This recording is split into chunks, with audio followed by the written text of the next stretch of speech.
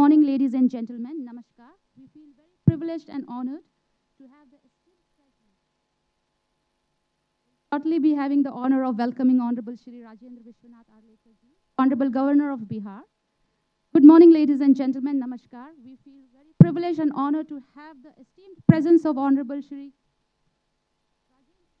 Arlekar ji, Honorable Governor of Bihar, and the Honorable Chief Guest for the inaugural session of the 6th Bodh Gaya Global Dialogue 2024, organized by Nalanda University in collaboration with Deshkal Society. Please welcome them. We are also delighted to have the presence of the esteemed dignitaries and distinguished guests, Dr. D.M. Mulay ji, respected member NHRC, Dr. Gautami Bhattacharya ji, respected superintending archaeologist ASI Patna Circle, Professor Vinita Sahay ji, respected Director IIM Bodh Gaya, Lieutenant General P.S. Minhas ji, AVSM Commandant OTA Gaya, Shri Arvind Mohan ji, respected Chairman Deshkal Society. We are indeed very privileged and honored to have their esteemed presence amongst us. Please kindly request you to kindly take your respective seat on the dais. Let us all welcome them with a resounding sound of applause.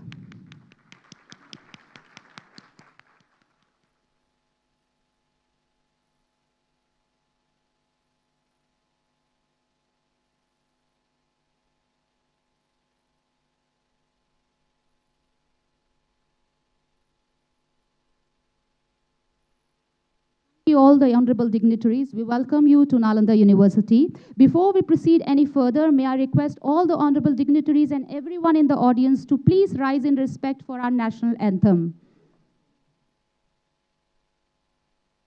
Jana Gana Mana Adhinayaka Jaya He Bharat Bhagya Vidhata Punjab Sindh Gujarat Maratha Dravida Utkala Vanga Vindhya Himachala Yamuna Ganga Uchchala Jaladhi Taranga Tava Shubha Name Jage Tava Shubha Ashish Mage Gahe Tava Jaya Gatha Jana Gana Mangala Dayaka Jaya He Bharat Bhagya Vidhata Jaya He Jaya He Jaya He Jaya Jaya Jaya Jaya He. All the honorable dignitaries, distinguished guests and participants, kindly take your respective seats.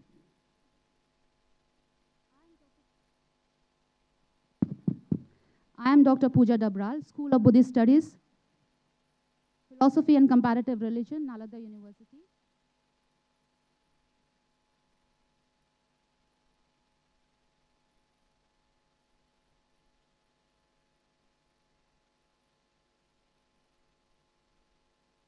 Namaskar, I am Dr. Pooja Dabral, School of Buddhist Studies, Philosophy and Comparative Religion, Nalanda University. And on behalf of Nalanda University, it gives me immense pleasure, in fact, a great privilege to extend a very warm welcome to our Honorable Shri Rajendra Arlekar ji, Honorable Governor of Bihar, and the Honorable Chief Guest for inaugural session of the 6th Bodh Gaya Global Dialogue 2024, organized by Nalanda University in collaboration with Deshkal Society. We also extend our warm welcome to all the distinguished dignitaries, Dr. D.M. Mulay ji, Member NHRC, Dr. Gautami Bhattacharya ji, Superintendent Archaeologist ASI Patna Circle, Professor Vinita Sahay ji, Director IIM Bodh Gaya, Lieutenant General P.S. Minhas ji, AVSM Commandant OTA Gaya, Shri Arvind Mohan ji, Chairman Deshkal Society, for gracing Nalanda University with their esteemed presence on this momentous occasion of the inaugural session of the 6th Bodh Gaya Global Dialogue 2024, organized by Nalanda University in collaboration with Deshkal Society. Let me also convey my warm greetings and regard to our respected Vice Chancellor of this university, Professor Abhay Kumar Singh ji. We also welcome all the respected deans, faculty members, administration, other university officials, and our dear students of Nalanda University on this prestigious occasion of the esteemed visit of the Honorable Governor of Bihar to Nalanda University. Nalanda is a postgraduate, research-intensive international university under the aegis of the Ministry of External Affairs, and it has been designated as an institution of national importance. What sets Nalanda University apart from all other universities is the fact that it is inspired by the academic excellence and global vision of its historic predecessor, the ancient Nalanda Mahavihar, and thus aspires to meet and set global standards of academic excellence and research through enabling capacity building in all areas of higher learning. Now, to commence this inaugural session with auspiciousness of the 6th Bodh Gaya Global Dialogue 2024, I take the privilege to invite Honorable Shri Rajendra Vishwanath Arlekar ji, Honorable Governor of Bihar, and all the other respected dignitaries on the dais to kindly lead us in the ceremonial act of illuminating the lamp. Please give them a round of applause.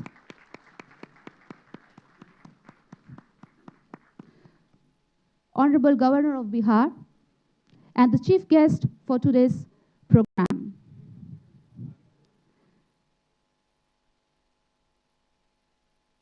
Respected Vice Chancellor of the University, Professor Abhay Kumar Singh ji, Dr. D.M. Mulay ji, respected member, NHRC, Dr. Gautami Bhattacharya ji, respected Superintending Archaeologist, ASI Patna Circle, Professor Vinita Sahay ji, respected IIM Director, IIM Bodh Gaya, Lieutenant General P.S. Minhas ji, Shri Arvind Mohan ji, Chairman, Deshkal Society. Kindling a lamp is a cherished tradition that signifies the commencement of a journey towards enlightenment and prosperity, dispelling the shadow of ignorance by embracing the radiant light of wisdom. Let us all unite in fostering peace and harmony, offering our enthusiastic applause in support. Please give them a round of applause.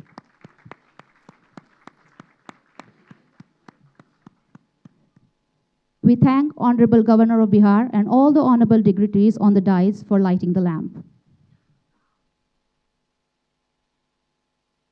Going forward, now it's the time to express our gratitude and regard to our honorable dignitaries. For that, I would like to request our respected Vice Chancellor, Professor Abhay Kumar Singh ji, to express our heartfelt gratitude and sincere regards to Honorable Shri Rajendra Vishwanath Arlekar ji, Honorable Governor of Bihar, and the chief guest for today's program by presenting an angvast and flower bouquet. Let us all convey our deepest respect to him with a big round of applause.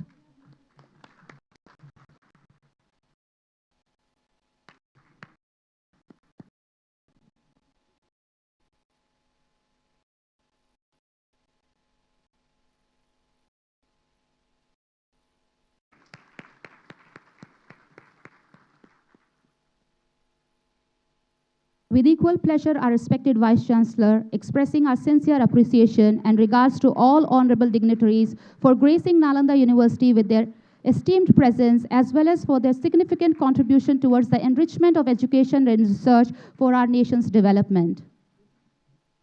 Please give them a round of applause.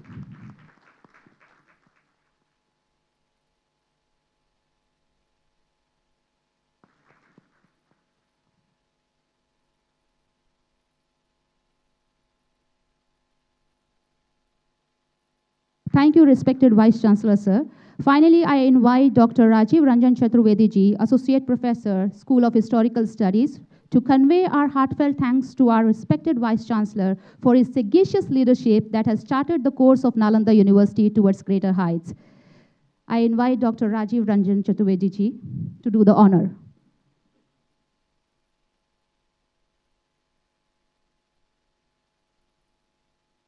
Please join them with a resounding sound of applause. Thank you, respected Vice Chancellor, sir, and Dr. Rajeev Ranjan Chaturvedy ji. With this, I am delighted to pass the mic to Shri Sanjay Kumar ji, Secretary of Deshkal Society, to gracefully continue the proceedings of the inaugural session. Thank you very much.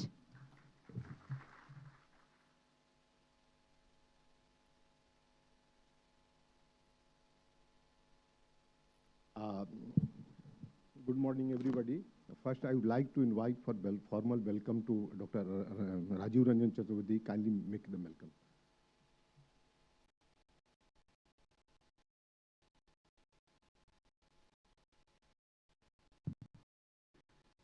Namaskar and greetings from Nalanda University.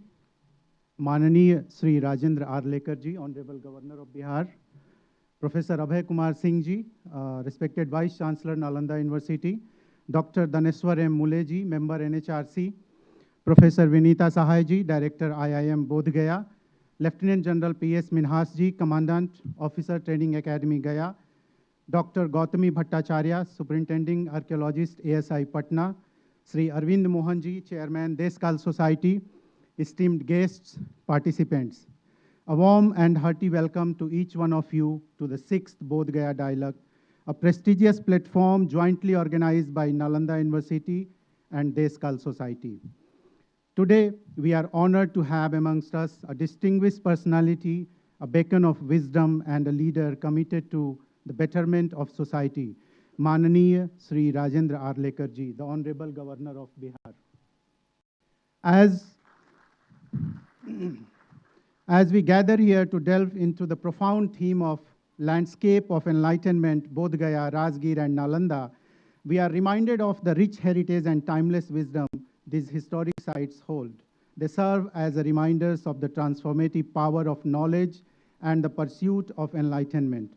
In the context of today's discussion, we are confronted with two compelling perspectives on education. The first emphasizes that the purpose of education transcends mere academic experience. It is a holistic endeavor aimed at nurturing individuals into compassionate, empathetic, and morally upright human beings. It underscores the importance of instilling values of sincerity, integrity, and service to the nation, shaping individuals who not only excels academically but also contributes meaningfully to the betterment of society. The second perspective calls for rigorous measures in education, advocating for reforms that ensures equality, relevance, and accountability. It recognizes the need to address challenges such as access, affordability, and equity in education, while also fostering an environment conducive to innovation, critical thinking, and lifelong learning. Mananiya Shri Rajendra Arlekar ji, our esteemed chief guest, exemplifies this commitment to excellence and reform, demonstrating a steadfast resolve to uphold standards and drive positive change in the educational landscape. माननीय राज्यपाल महोदय, नालंदा विश्वविद्यालय और देशकाल society आपका स्वागत और हार्दिक अभिनंदन करते हैं. Despite your hectic schedule, you agreed to inaugurate this dialogue and enlighten us with your words of wisdom. Your valued support is very much appreciated, and we welcome you with full honor and profound respect from the entire Nalanda community and Deshkal Society. Ladies and gentlemen, I am honored to extend a warm welcome to our esteemed dignitaries who grace this dais today. Firstly, I extend my heartfelt gratitude to Professor Abhay Kumar Singh ji, the Honorable Vice Chancellor, whose unwavering support and proactive engagement have been instrumental in shaping this dialogue. His dedication and interest in the entire process have been invaluable, and we are deeply grateful for his guidance. Additionally, it is with great pleasure that I welcome our guests of honor, Ambassador Daneshwar M. Mulay ji, Professor Vinita Sahay ji, Lieutenant General P.S. Minhas ji, Dr. Gautami Bhattacharya ji, and Shri Arvind Mohan ji. Your presence here today elevates the discourse and enriches our deliberations. We are honored to have you with us, and we are eagerly anticipate your insights and contributions to our discussions. In the pursuit of knowledge, we must not only strive for academic brilliance, but also cultivate a sense of responsibility towards the society. It is through education that we can empower individuals to contribute meaningfully to the progress and prosperity of our nation. Today, as we embark on this intellectual journey, let us draw inspiration from the timeless teaching of Buddha and the legacy of scholars who once graced these lands. Let us engage in thoughtful discourse, exchange ideas, and chart a course towards a brighter future for generations to come. Once again, I extend a heartfelt welcome to Shri Rajendra Arlekar ji, Honorable Governor of Bihar, whose presence dignifies our dialogue, and to all our esteemed guests and participants.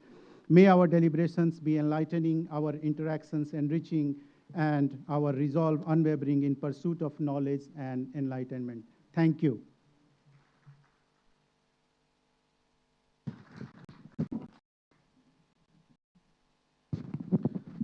Thank you, Dr. Chaturvedy. I think all guests and dignitaries are very much engaged. The ambience, landscape, and the surrounding of this campus. You know, this campus basically located in a defined two way. One, basically, it is extended the Chotanagpur Plateau, but in another way, it is the whole cultural, geographical, historical zone basically give mass North India, but in the world, the land of enlightenment. So in this background, everybody, I think so, get connect with the short video of the Nalanda University. So I request the technical person kindly to exhibit the short video of Nalanda University.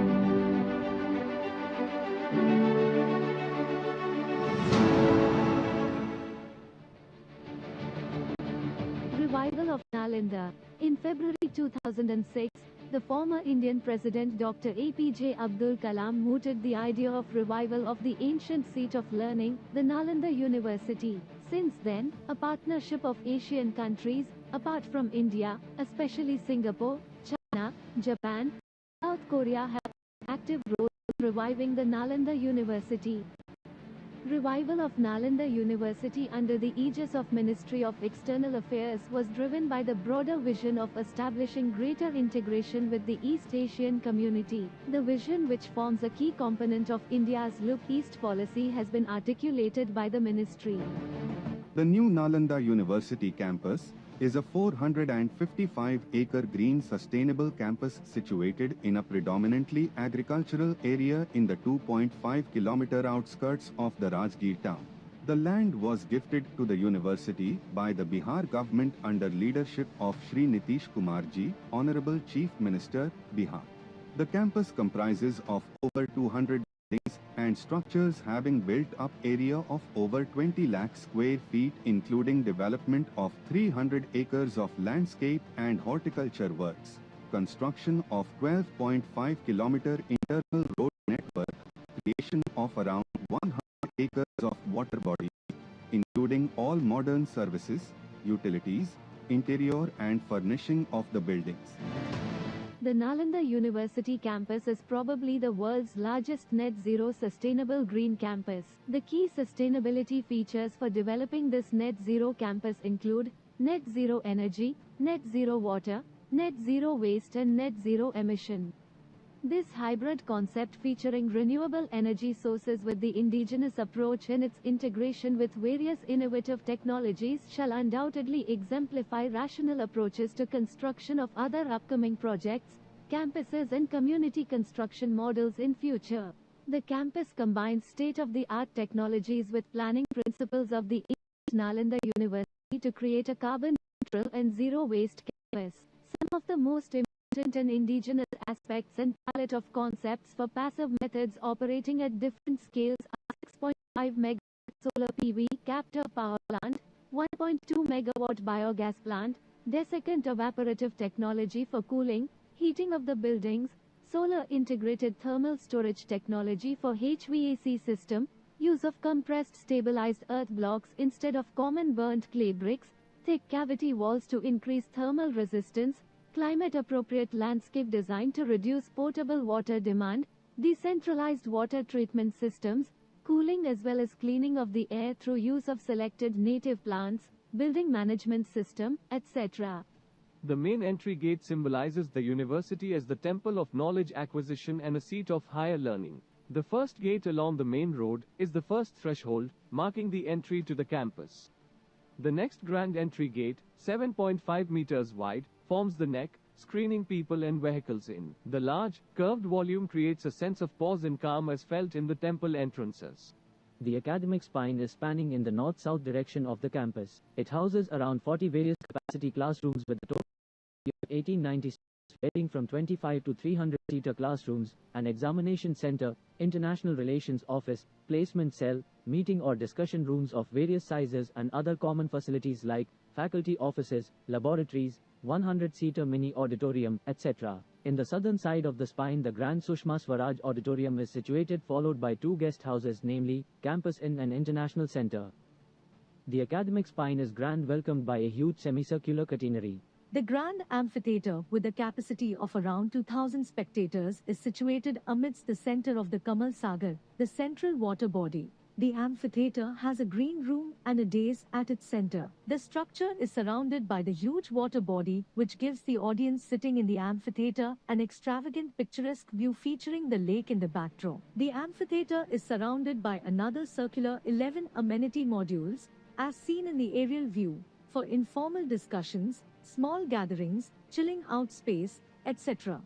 The administrative building is the backbone of the governance structure. This building with two wings is situated in the eastern part of the campus. The university administration comprising the Vice Chancellor, the admin and the finance in these two wings. In the northern side of the huge 30 feet 20 feet Indian tricolor mounted on a 108 feet tall flag mast multiplies the magnanimity and pride of the campus. The ahas and pines, as a part of the Net Zero Sustainable Campus Water Management System, adds to the exquisiteness of the aesthetics of the building. Like the rest of the campus, this building is also environment resilient and reduces carbon footprint, be it in the form of usage of construction material, methodology adopted, or the strategic energy including water consumption techniques. The Nalanda Central Library building is envisioned to provide state-of-the-art facilities for study and multidimensional development of intellect and a locus for collaboration. The building has a built-up area of 17,545 square meters. With more than 3 lakh books volume and over 3,000 user capacity, the huge library building is being built in ground plus 5 floors. The building is shaped as a spherical stupa divided in 4 quadrants with an outer radius of 81 meters at base, and height of the building at crown is 26 meters, which makes it probably the biggest dome in the world. The works for construction of this building is in full swing. In order to fast progress, construction methodology has been adopted wherein the structural member pieces of RCC pre-stressed columns, beams, walls and slabs are cast in the casting yard, transported at the site and erected sequentially floor by floor. Over 75% of the civil works for the building is completed. The Nalanda Yoga cum Meditation Center is being built right at the opposite Central Library building. Built ground plus 1 floor, the circular building has a built-up area of 4,186 square meters. The ground floor is a 500 capacity multipurpose hall, and the first floor is the yoga hall with 266 yoga mat capacity along with ancillary facilities like green rooms, clock rooms with lockers and toilet banks in adequate numbers in both the floors. For the VIP visitors, a VIP lounge facility is also there, which is connected with the yoga hall through a sky bridge. Roof of the building is spherical dome shape. The yoga center building design symbolize the 7 meditation chakras and entire planning of the base of the building including the surrounding landscape is based on Muladhara Chakra. Roof of the building resembles the Muladhara Chakra. The VIP has been designed and integrated with main yoga block to give a holistic retreat experience. Works of this building is also being carried out in precast system. Erection of both the floors of the building has been completed and overall physical progress of the building is over 80%.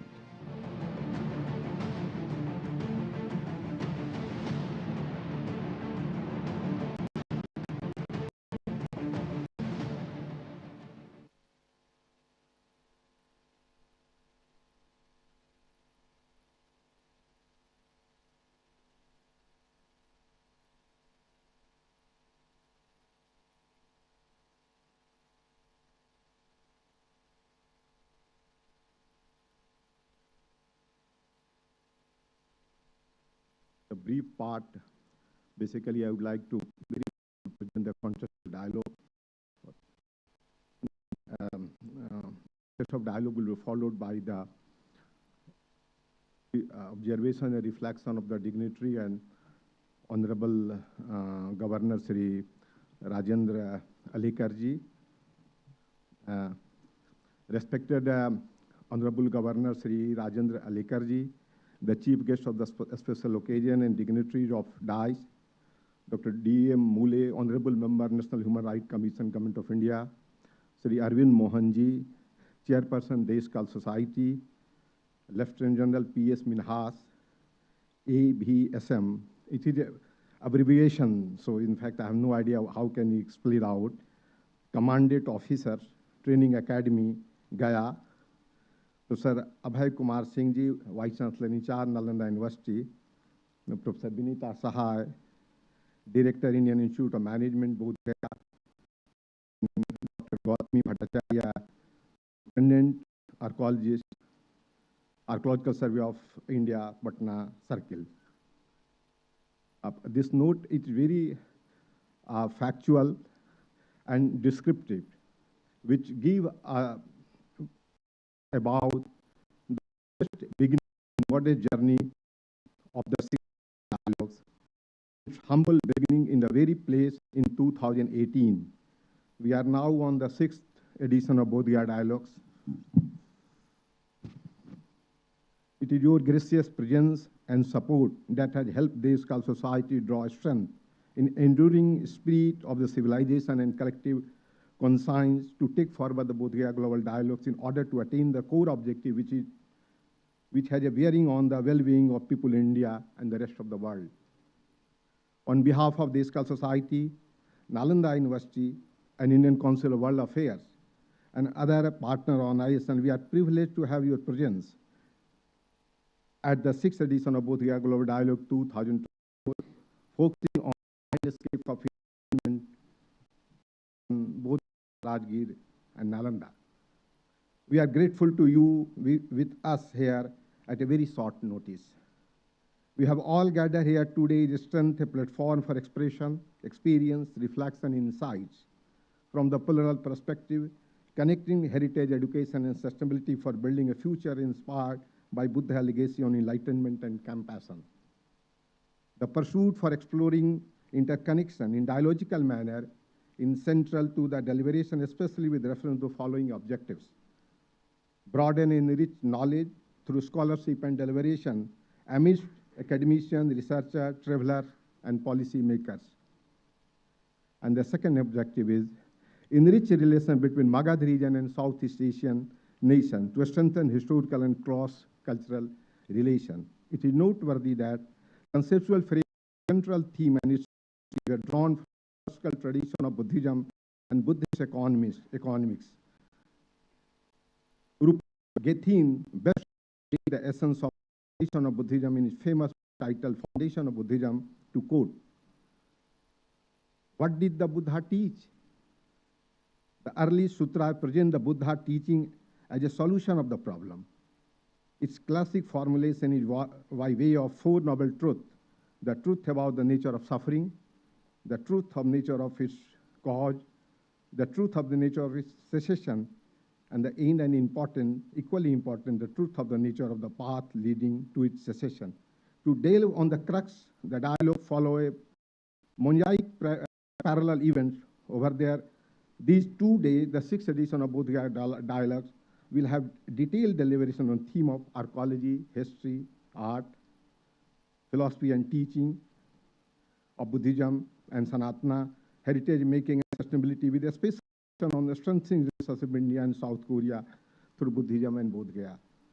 On the parallel dialogue has been designed with the first day, the beginning and ending in lasting notes of witnessing the session, participating, engaging discussion through the day, moving to the second day of the dialogue with exciting and fascinating panel discussion, conversation, book launch, and visual presentation, culminating with the recommendation and way forward. It is a matter of privilege for us to say that dialogue is a part of dynamic and living process instead of being an event. The first edition of Bodh Gaya Dialogue was held in Bodh Gaya from March 9 to 12, 2018.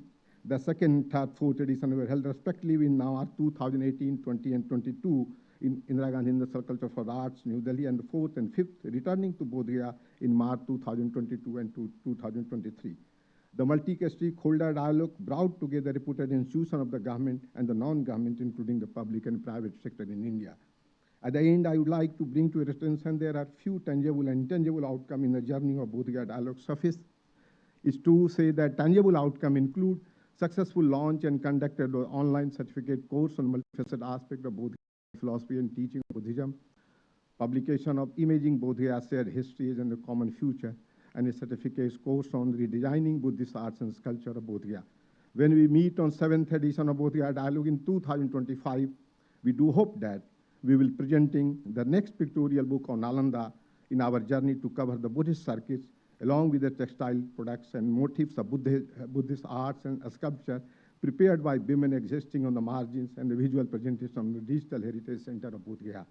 We do hope that this edition of dialogue would create a ground for the next edition of dialogue in order to keep the endeavors of forming threads of connectivity between heritage, sustainability, and enlightenment. Without taking more time from my side, so first I would like to invite our chairperson, Shri Arvind Mohan ji. Briefly, in fact, I would like to introduce about him. मुझे बड़ी समस्या होती है कि अरविंद मोहन जी को आपके सामने कैसे प्रस्तुत करूं, लेकिन 3 लाइन में मैं कहना चाहूँगा। मुझे बार बार अरविंद मोहन जी का जो पत्रकारीय और वैचारिक लेखन है, उसमें समझता हूँ कि जो आज़ादी के बाद रघुवीर साहय ने जो पत्रकारिता के एक फाउंडेशन दिया, वो जो लिगेसी बनाई पूरे हिंदी रीजन में, उस रीजन को आगे बढ़ाने के जो पथ प्रदर्शक हैं, उसमें आप अरविंद मोहन जी हैं।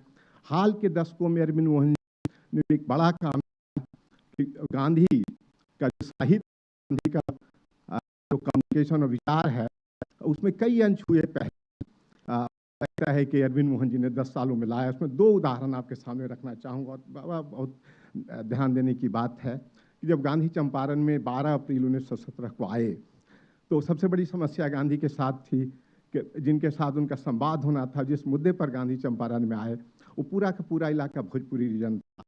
और गांधी ने 12 अप्रैल 2017 को गांधी आए और गांधी चंपारण से 18 जनवरी और 22 जनवरी को बम्बई के लिए लौटे। ये जो पूरे 9 महीने का जो समय रहा, उसमें उन किसानों जिनकी भाषा भोजपुरी थी और पहली बार गांधी चंपारण में आके भोजपुरी भाषा से अवेयर हुए, उनके साथ कैसे संवाद गांधी ने किया, उस पर एक अनुपम कृति है। और हाल में पूरे गांधी की यात्रा में जो 75 ऐसी महिलाएं हैं, जो गांव की दलित महिलाएं भी थी और स्वीडिश भी थी, ब्रिटिश भी थी, यूरोपियन भी थी, उनके बीच में कैसे संवाद था और कैसे पूरे राष्ट्र निर्माण और राष्ट्रीय आंदोलन को बढ़ाने में उन महिलाओं का योगदान रहा, उस पर एक किताब अभी हाल में इनकी आई है। मुझे लगता है कि अगर आप गूगल पर ट्रोल करें कि हिंदी विवर्ष में 10 साल में गांधी पर जो वैचारिक चिंतन और लेखन रहा, उसमें सबसे अग्रणीय नाम आप अरविंद मोहन जी। एक आग्रह और अरविंद मोहन जी के साथ कि जब आप मंच पर आएँ तो हम आपसे आग्रह करेंगे कि कृपया 5 मिनट में अपनी बात को रखें। आप अरविंद मोहन जी।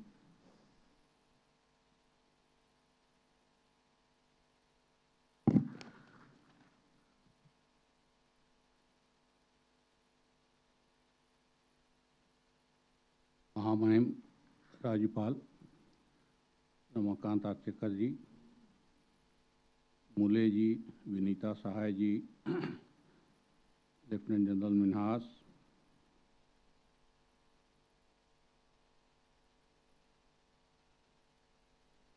चांसलर साहब,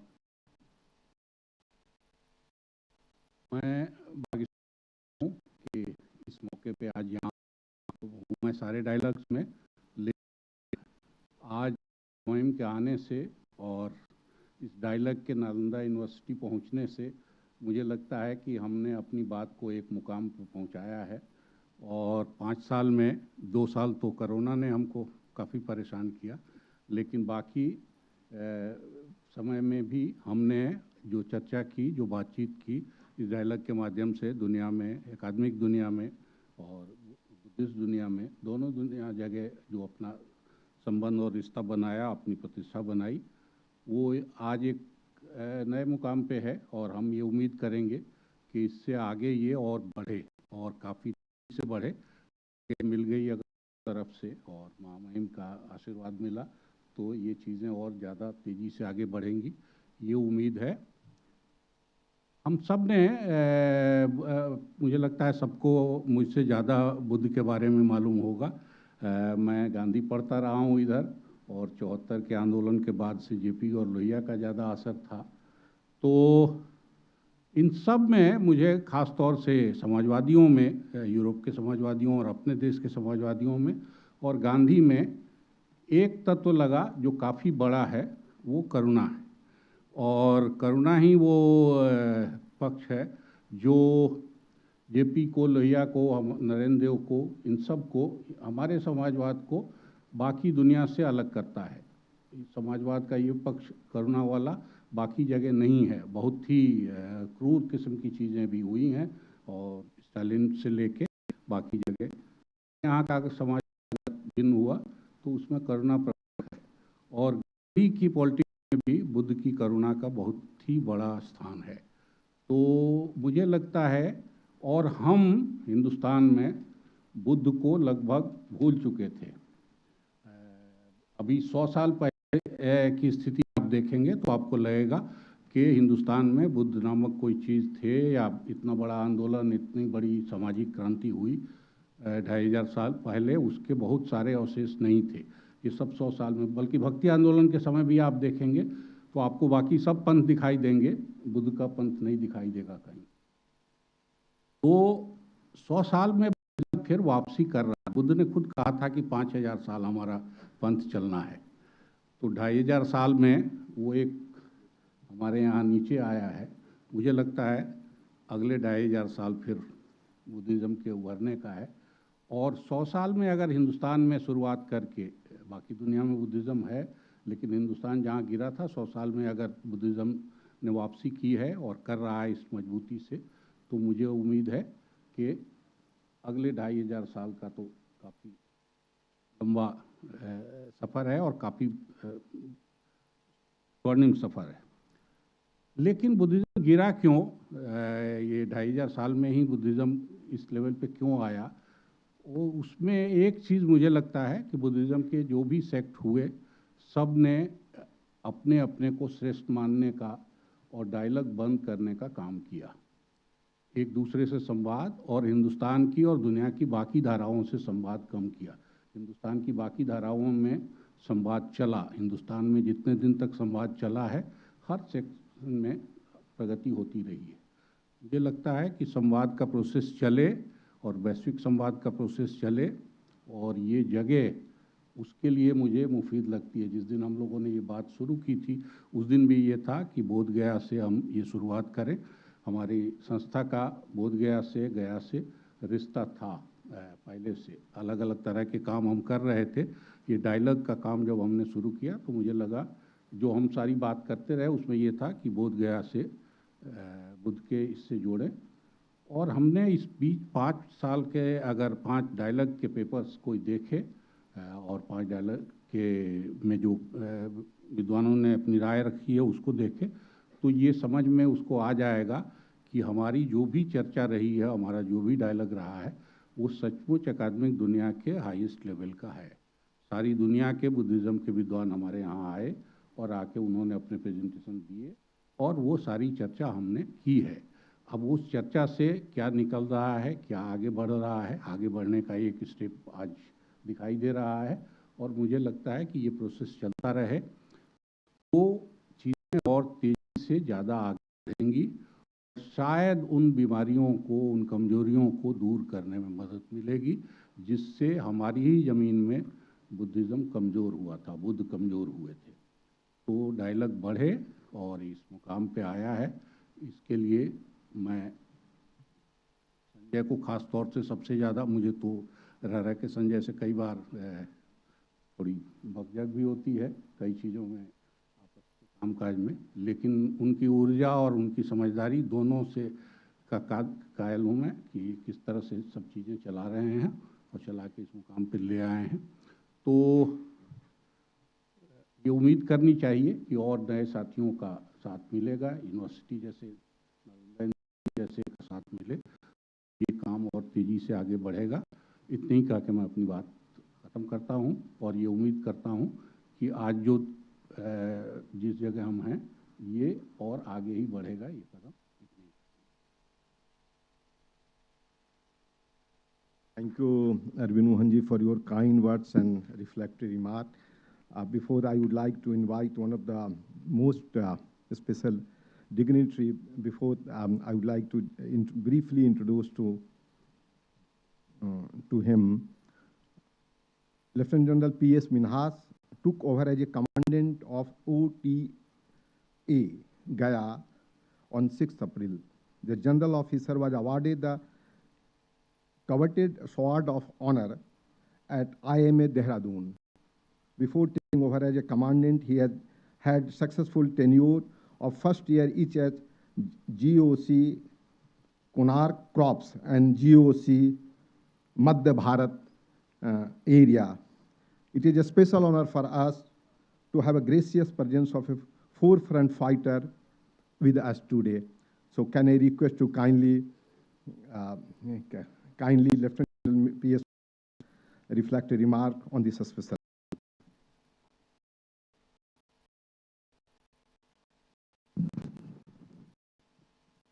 I hope I'm audible at the back, please.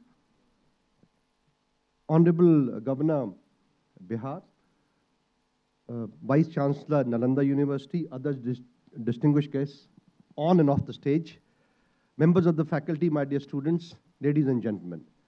First and foremost, a very good morning and Jai Bharat. It gives me an immense pleasure and privilege and an honor that I've got an opportunity, sir, courtesy the Vice Chancellor, sir, to be with you today with a person in uniform.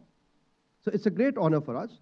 And therefore, on behalf of the uniformed fraternity in general and Officer Training Academy Gaya in particular, of which I am in charge, we extend our heartiest felicitations to you on the conduct of the 6th edition of the dialogue that is taking place here.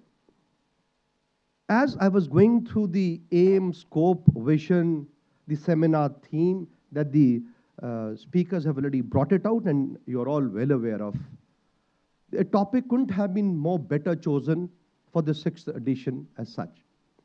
The landscape for enlightenment is in the land of enlightenment. That's one.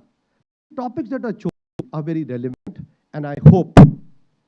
They say history is this region is a repository of a good, bad, perfect, imperfect past.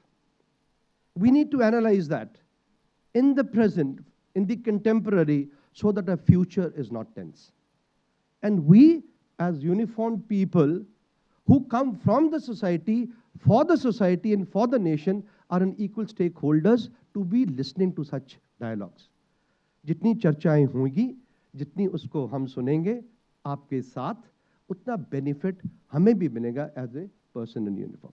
So I extend all the very best wishes to you. I just want to make 2 points. In the land of enlightenment, we are soldiers. We are being trained, and I'm being given the charge to give basic military training to pick up a young kid from a school or college, pick up a young kid making him a techno scholar, futuristic warrior, a futuristic junior leader who, when required, may have to make the ultimate sacrifice in defense for the sovereignty of the nations. So there's a dilemma.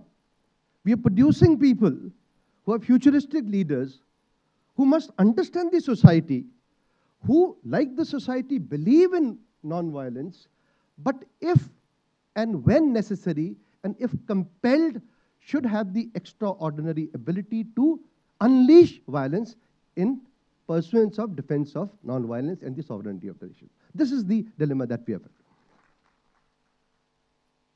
But like as all individuals of the society, we need to be enlightened. So I enlighten my students, the future officers of the Indian. We also lighten them so that if and when necessary, they can carry out lightning strikes.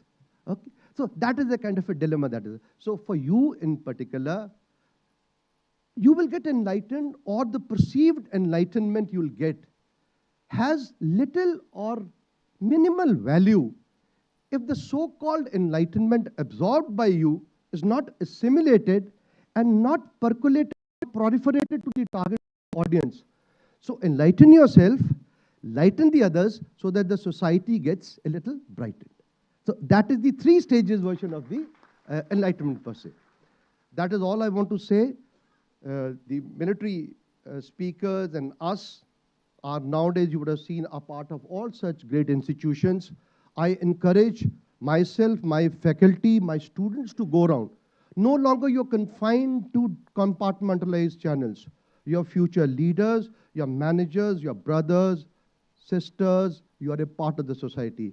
You have to have a holistic development. So that's why we come and take part in such mutually beneficial conversations. So thank you so much, sir, giving opportunity after opportunity for us to come and share your experiences and this is about it. I'll end by saying, yesterday was 15th, the Ides of March. Let 16th and 17th be the ideas for March from the global dialogues. Jai Hind and God bless. Thank you so much, Lieutenant General Minhas.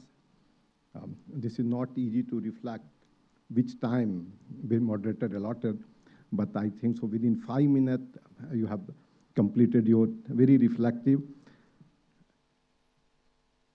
observation and remark on the occasion of the 6th anniversary Bodh Gaya dialogue. Before I would like to invite the special dignitary, just I would like to introduce to her Dr. Vinita Sahay, the second woman in the country appointed by the Government of India to the head of the Indian Institute of Management based in Bodh Gaya.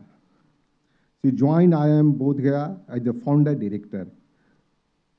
With around 26 years of experience, she has published and presented a large number of research papers in international, national conference and book chapter. She has organized 3 large international conferences, 5. Also, it is a great privilege for us. In the last year, we have organized a 5th edition of dialogue in Bodh Gaya, and our office had communicated to us in a very short notice. I think so before the dialogue, just share with the office, is it possible to join as a guest of honor on the occasion of the inaugural session. And she not only just, in fact, confirmed her participation, but also made a very reflective remark on observation in the 5th edition dialogue. So it's a great honor for us to introduce once again on the occasion of the 6th edition dialogue. So may I request to Dr. Vinita Sahay, I share to her own observation and remark within 5 minutes. Madam.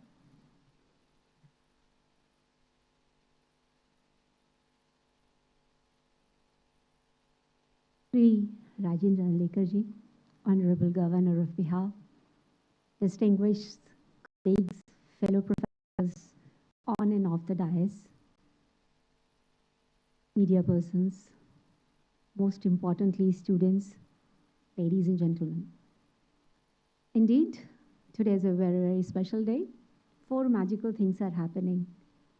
1, I'm getting to spend some more time with our very, very distinguished governor. I must say, the timing is so right. इतने गरिमामयी पद की पिछले कुछ महीनों से मैं जो देख रही हूँ कि गरिमा कैसे बढ़ रही है, स्कोप कैसे बढ़ रहा है, कंट्रीब्यूशन कैसे बढ़ रहा है, सर बहुत बहुत धन्यवाद।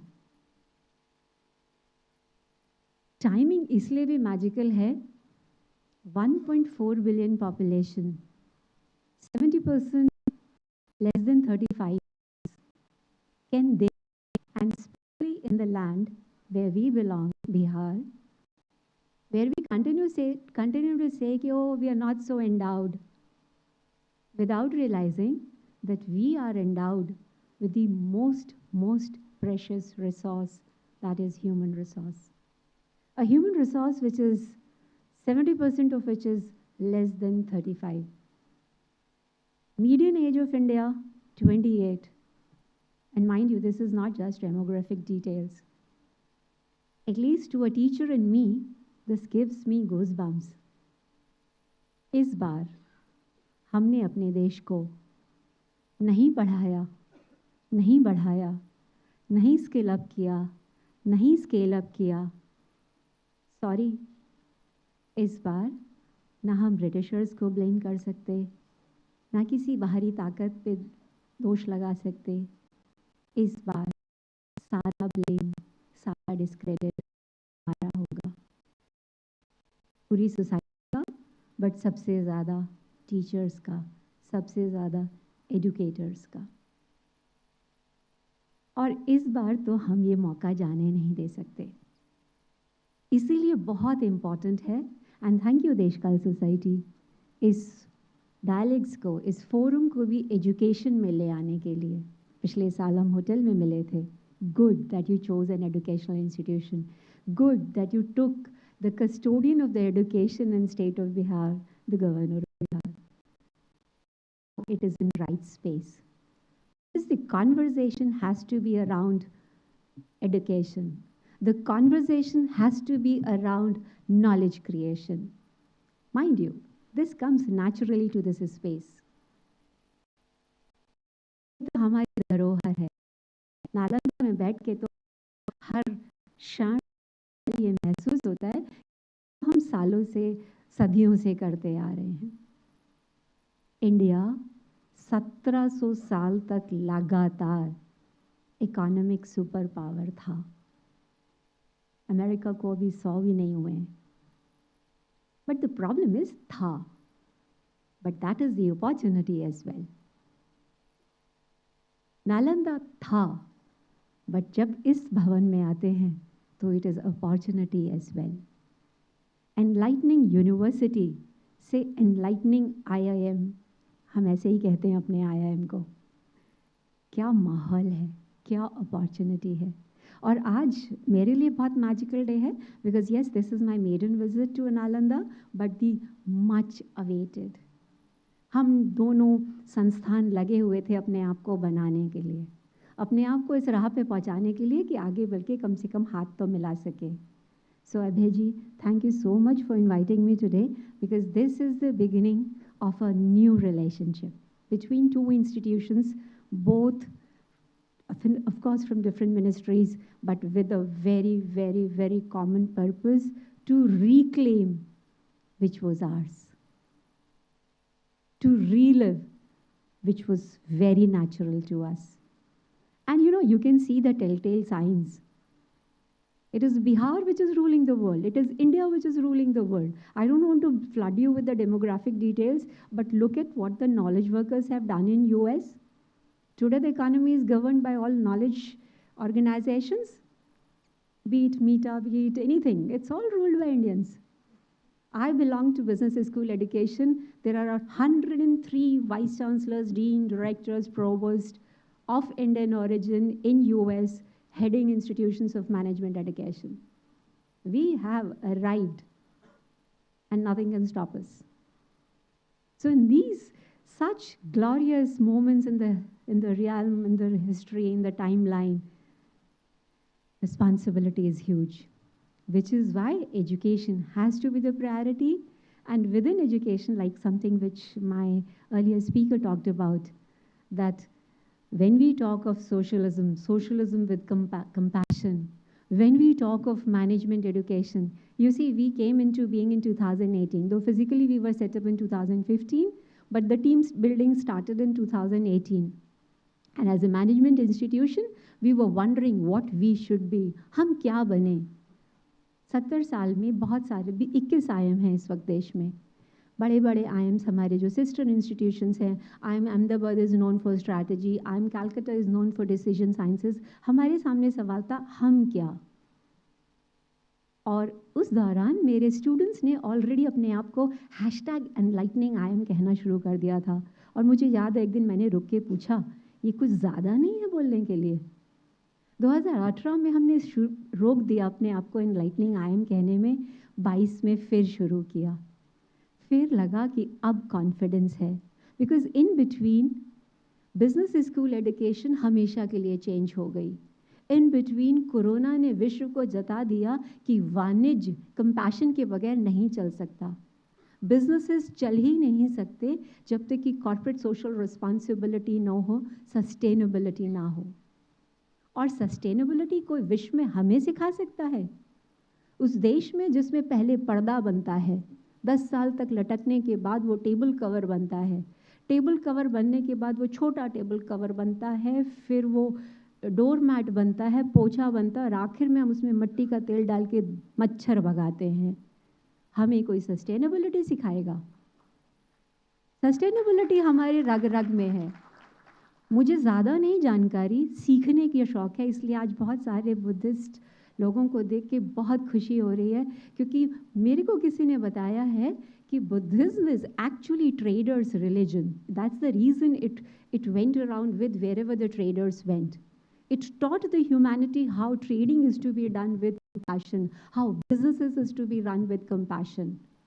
And that is the reason now the biggest accreditation in management school, which is called AASCSB accreditation, has a separate chapter on sustainability, on corporate governance, on social responsibility, and which is why we had to what we wish to become. Our vision became socially responsible, mindful leaders. खुश हो गई जब इतने metaphors की बात हुई कि कैसे नालंदा में फिजिकल स्पेसेस के थ्रू आप लोग अपनी बात कह रहे हैं. एक ओपन इनविटेशन आप सबको आईएम बोध गया आने के लिए. नया कैंपस बनाया है, बहुत जोश से बना है. आप सबको वहाँ देख के बहुत अच्छा लगेगा, क्योंकि कुछ हम कोशिश कर रहे हैं that the narratives have to change. Just some data, this coming June IIM Bihar is going to become the second biggest IIM in the country in terms of number of students. जब मैं बोल रही हूँ कि 70% युवाओं को पढ़ाना है, तो पढ़ाएगा क्या कोई और? पढ़ाने की जिम्मेदारी तो हमारी है, और जल्दी करना है. We can't wait, because इस बार हमने इस डेमोग्राफी को काम पे नहीं लगाया, स्केल अप नहीं किया, तो बस we will miss the bus, we'll miss the opportunity. So enlightening IIM, आपने अभय सर बहुत कुछ बताया कि कैसे आप लोगों ने अपनी स्पेसेस को यूज़ किया. एक छोटा सा एग्जाम्पल क्यूरियोसिटी के तौर पे मैं आपके साथ छोड़ के जाती हूँ. जब आप मेरे भवन में घुसेंगे, घुसते ही आपको नंदी दिखेगी. बहुत लोगों ने वार्न किया, विनीता इसको मत लगाओ, but for Nandi for us is something else, and that just explains the essence with which we are coming as a business school. Nandi for us can be the best metaphor for mindfulness. Nandi is inert yet alert.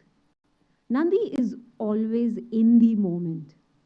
Nandi is completely aware of what's going around. Nandi is all about perseverance. Nandi is all about patience. And Nandi is all about listening. All the virtues needed in the business manager today. So just a semblance of who we are, and just a request to Abhay that let's partner together. Just another request to Governor Sir. You are such an encouragement to all the educators in Bihar, and continue to bless us, sir. We really need support. to change the narrative that we are perhaps the most endowed part of the country and the future belongs to us. Thank you so much.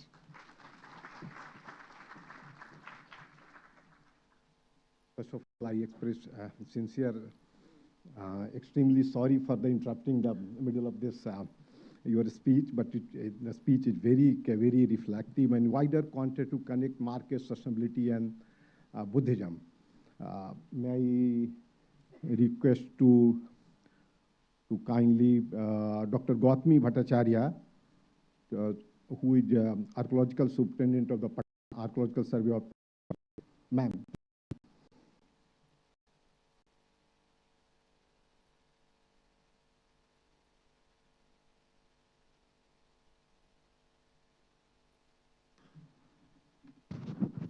Namaskar.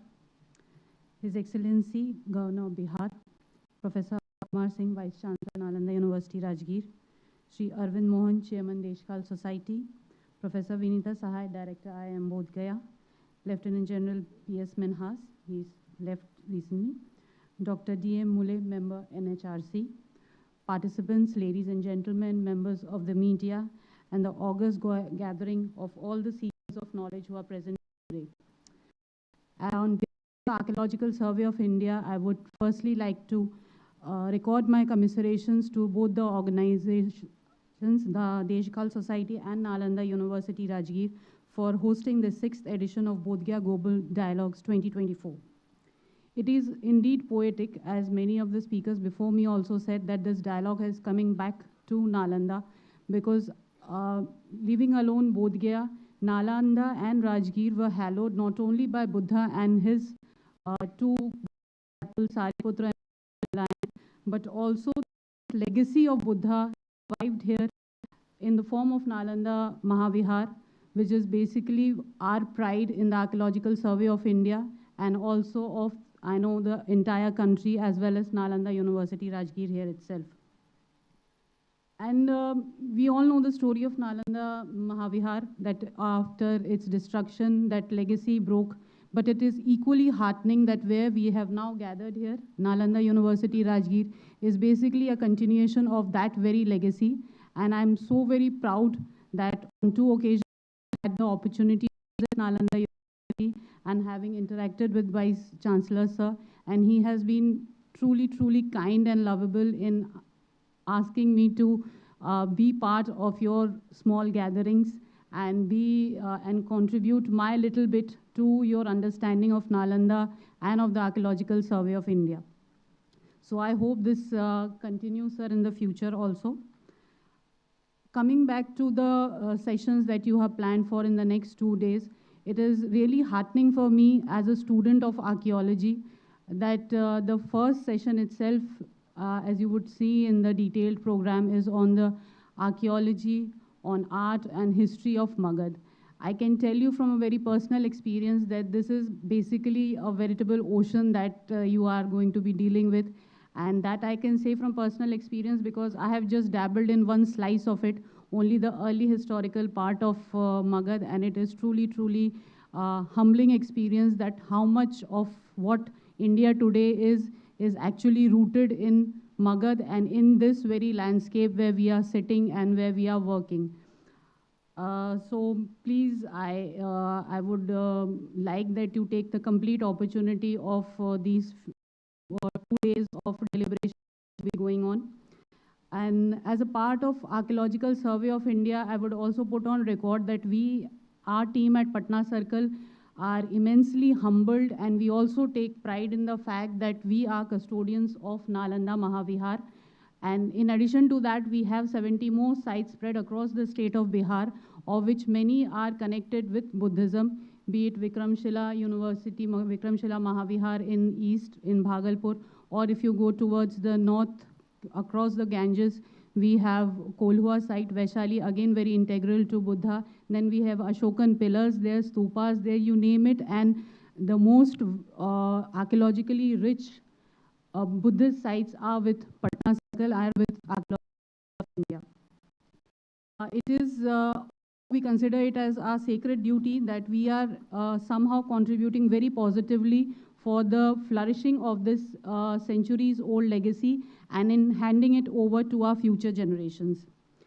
Our expertise, like Archaeological Survey of India, basically is based on two verticals. One is the conservation of our monuments and sites, and secondly, and equally important, is our academic credentials.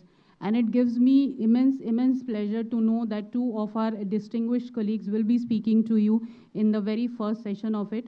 Dr. Sujit Nainji, he'll be joining you shortly. He is in fact currently excavating at Rajgir. And I know that some of you students have visited the excavation site, and I would also encourage others to go and have a look at how vast archaeology is and what we do to get to know our past culture and how we preserve it.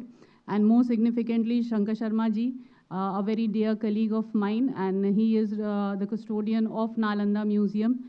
Right now, unfortunately, Nalanda Museum has been closed down for upgradation, and in the coming 3 to 4 months, I think we'll be able to present before you Nalanda Museum, which is just opposite the Nalanda Mahavihar complex, in a very new and up-to-date avatar, and a warm welcome to every one of you. I'm giving a very early welcome, but still I know because we will be doing that up, and you are most welcome to see the newest version there. I'll end by wishing all the participants here a very engaging and engrossing 2 days of academic engagements. May the landscape of enlightenment inspire us to continue on the path of knowledge, onward and forward. My best wishes and heartfelt gratitude again to our organizer, Deshkal Society and Nalanda University, for the noble endeavor and also for inviting me to this gathering. Thank you so much. Thank you, ma'am. Yeah. Whenever just discuss or talk or speech on, particularly in this region, in the context of past, so always I realize and feel, and even the development of the context and objective of the Bodh Gaya dialogue, particularly in this region, the very interconnection and travel between the archaeology and history. And in this context, being a history student, remind to me the two classic books in history and archaeology. One is very great author in a contemporary world, which is, whose name is E.H. Carr, and another great author for archaeology, God and Child. So always I remembering in both level, at the scholarship level as well as the dialogue and the traveler between the history and archaeology. I would like to, it is immense pleasure to introduce the dignitary, special dignitary, to Honorable Dr. D.M. Mulay, currently Honorable Member of the National Human Rights Commission. Dr. Mulay joined the Indian Foreign Service in 1983. Besides serving at the Ministry of External Affairs in New Delhi, he has also contributed to work in Indian mission to Tokyo, Moscow, and Port Louis, including the last establishment of foreign assignment in New York as a Consul General of the Government of India. He did diverse assignment in Ministry of the Commerce and Industry as well as Ministry of Finance, and served as an advisor in the Cabinet Secretariat. Ambassador Mulay was Consul General of India in New York. He is an award-winning writer in Marathi and Hindi, and also contributed several books that have been translated into Arabic, Urdu, and he has been interested in education, particularly economy issue. I would like liberty this background to also share the two specific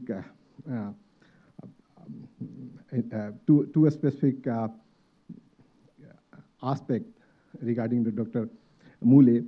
Since beginning, I think so, कि when Dr. Mulay had visited in Bodh Gaya in 2017 and shared with me, Sanjay ji हम लोग कुछ सोच सकते हैं एक बड़ा काम करने के लिए बोध गया पर. हम बोले सर आप बताएं कैसे उसको सोचा जा सकता है. तो हम लोग बैठते हैं डिटेल बात करते हैं, लेकिन एक बात तो इंसाइट मुझे मिल रहा है इस पूरे इलाके रीजन से, वो ऐसा फील होता है कि एक जगह है, एक हिस्टोरिकल कल्चरल और हेरिटेज, और उससे भी बड़ी बात एक सिविलाइजेशनल स्पिरिट जो देता है, उसके जो मूल आता है वो है enlightenment. And on the basis of this, getting insight from him, instance he has been quoted for Bodh Gaya. It is immense pleasure to us. In fact, in the 6th edition dialogue, he make presence in this occasion. One thing, and second, also, I'm taking time, very sorry for this. In my life and my experience, he's one of the finest human beings, always I observe. And I have learned from him his humility and compassion in a practice or in a theory. So I would like to invite to Dr. Mulay to kindly make your reflective remark on this occasion.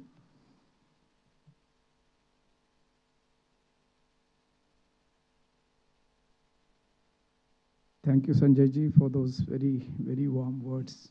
I'm quite moved, actually. Sanmaniya Rajyapal Mahoday, Shri Rajendra Vishwanath Arlekar ji, मंच पर उपस्थित हमारे देशकाल के अध्यक्ष महोदय श्री अरविंद मोहन जी, इस विश्वविद्यालय के कुलपति महोदय, अभी जिनका आपने वक्तव्य सुना, विनीता साhay मैम, उसके पहले गौतमी भट्टाचार्य जी मैम, और यहाँ पर उपस्थित आप सब सम्माननीय। मैं जब 7वीं कक्षा में था तो मैंने अपने गुरुजी से प्रश्न पूछा था, उनका नाम शिंदे सर, मैं महाराष्ट्र से हूँ, कि अगर, क्योंकि बुद्ध की कहानी तो हमें सबको पता थी, बताई गई थी, तो मैंने कहा कि बुद्ध ने एक मरीज़ को देखा, उनको बहुत दुख हुआ, फिर उन्होंने एक वृद्ध को देखा और भी वो ज़्यादा दुख हुआ, फिर एक मृत व्यक्ति को उन्होंने देखा, शव यात्रा को देखा, और वो अंदर से व्यथित हिल गए और पैलेस में थे। तो उनको लगा कि इस दुख के ऊपर कुछ न कुछ उपाय होना चाहिए, मुझे मार्ग जो है उसका ढूंढना पड़ेगा, और उन्होंने अपना राजमहल छोड़ दिया।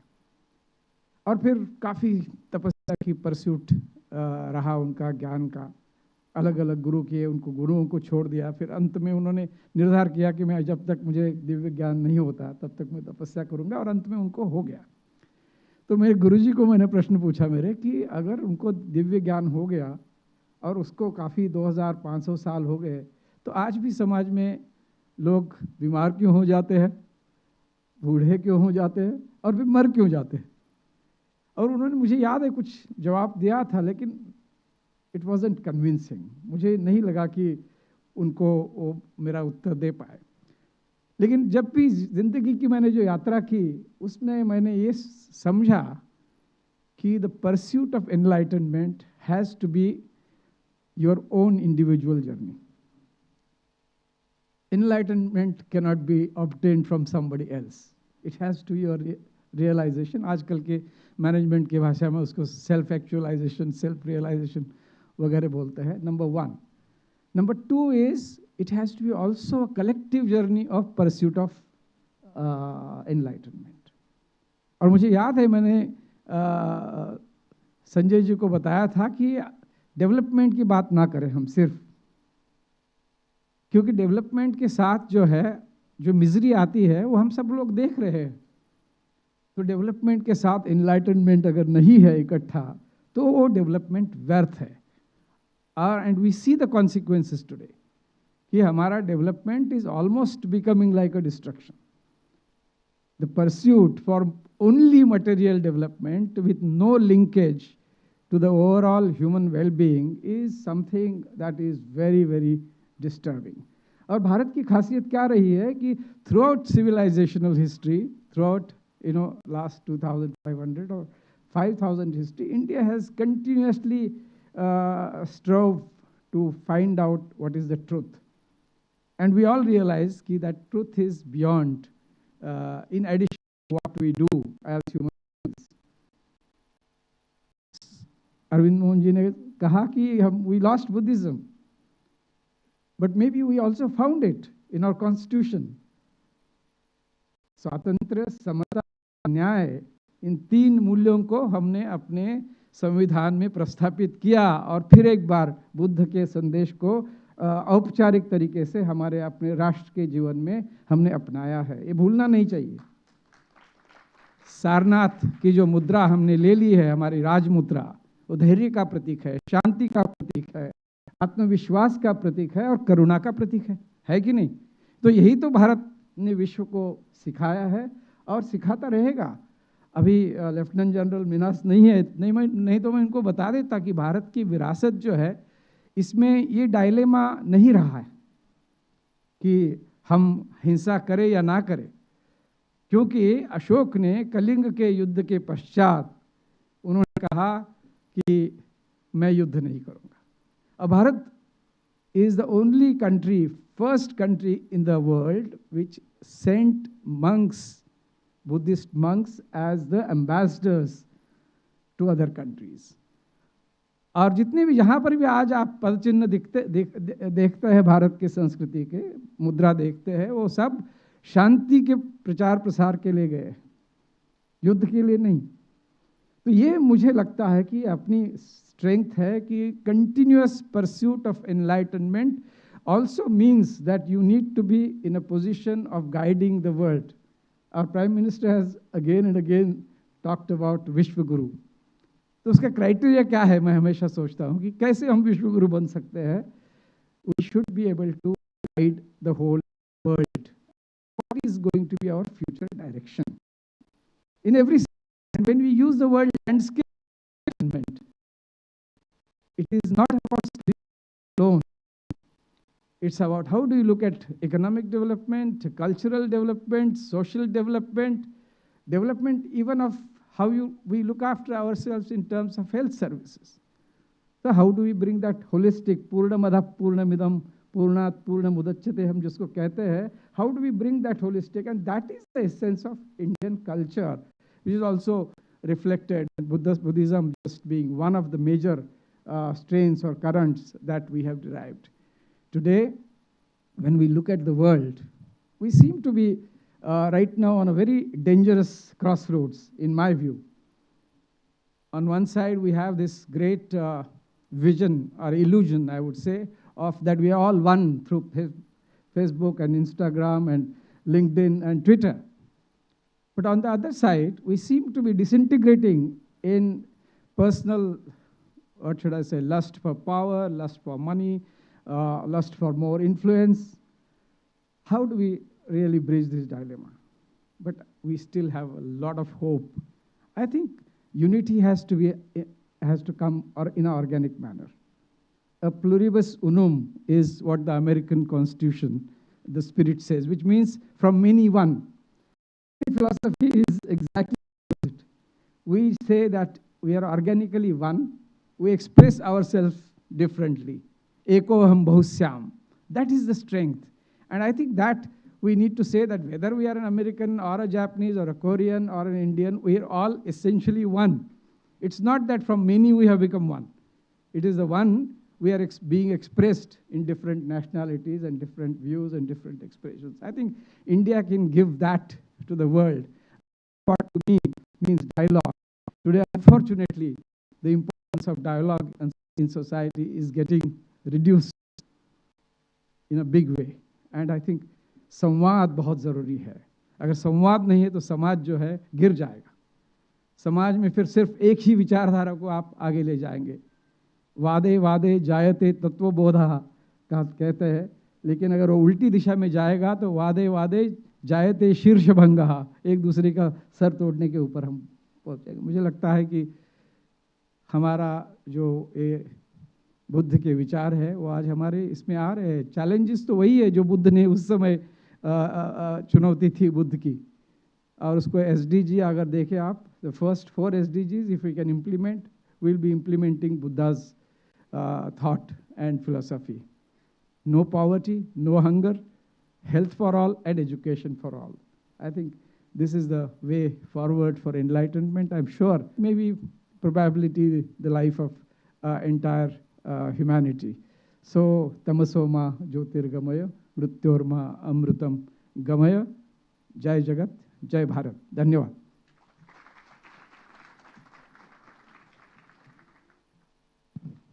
Thank you so much, sir.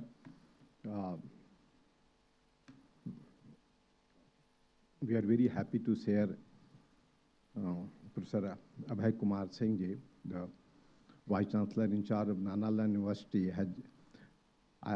had accepted our request to kindly, very brief but very focusing in the broad title of Landscape of Enlightenment, Rajgir, Nalanda and Bodh Gaya, generously has accepted to request from my side to make a keynote address. Before I would like to invite for keynote address on this question of the 6th edition of Bodh Gaya dialogue, I would like to just briefly introduce to the dignitaries and the guests, those who are sitting here. Professor Singh received his education in Madhya Pradesh, Rohilkhand University, Bareilly, and obtained PhD in Ancient History and Culture. He studied a course in Greek language and civilization in the University of Patras, which is located in Greece. Presently, as interim Vice Chancellor, Nalanda University, Rajgir, where he has been serving as Dean School of Historical Studies and Dean International Relations. During 2018 and 2021, he completed diplomatic assignment in the Embassy of India in Iran as a founding director, Indian Council of Center, and established the Swami Vivekananda Culture Center in Tehran. Professor Singh was awarded the World Prize for the book for the year of the Islamic Republic of Iran 2006 by the President of Iran for his contribution, and later a felicitation with a citation plaque by the Vice President of Iran in May 2008. He was invited to participate in the prestigious UNESCO colloquium on Afghanistan, meeting point between East and West, in Montreal, France in 2003. He has presided in international and national conferences and presented his research in India, France, Greece, and Iran, having more than 70 presentations. He was awarded 2 Best Paper prizes in prestigious national conference. He has published 50 research papers, authored 1 book, co-edited 8 books, and produced 3 museum publications. In addition, I would also like to take the liberty in 2 months ago, when first formally, in fact, I got the opportunity to meeting with you. Just, I was very much humble for his generosity, kindness, and in a very participatory approach, how to engage and how to associate the partner with the broader objective of the dialogue. So may I request Professor Singh kindly to deliver a keynote address on this, on the occasion of the 6th edition dialogue. Professor Singh.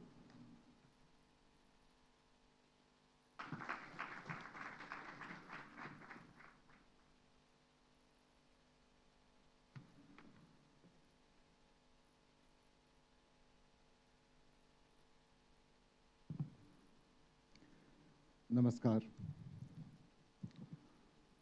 Most Honorable Chief Guest, Mananiya Rajpal Mahoday Ji, respected guests of honor, delegates, students, and all audience.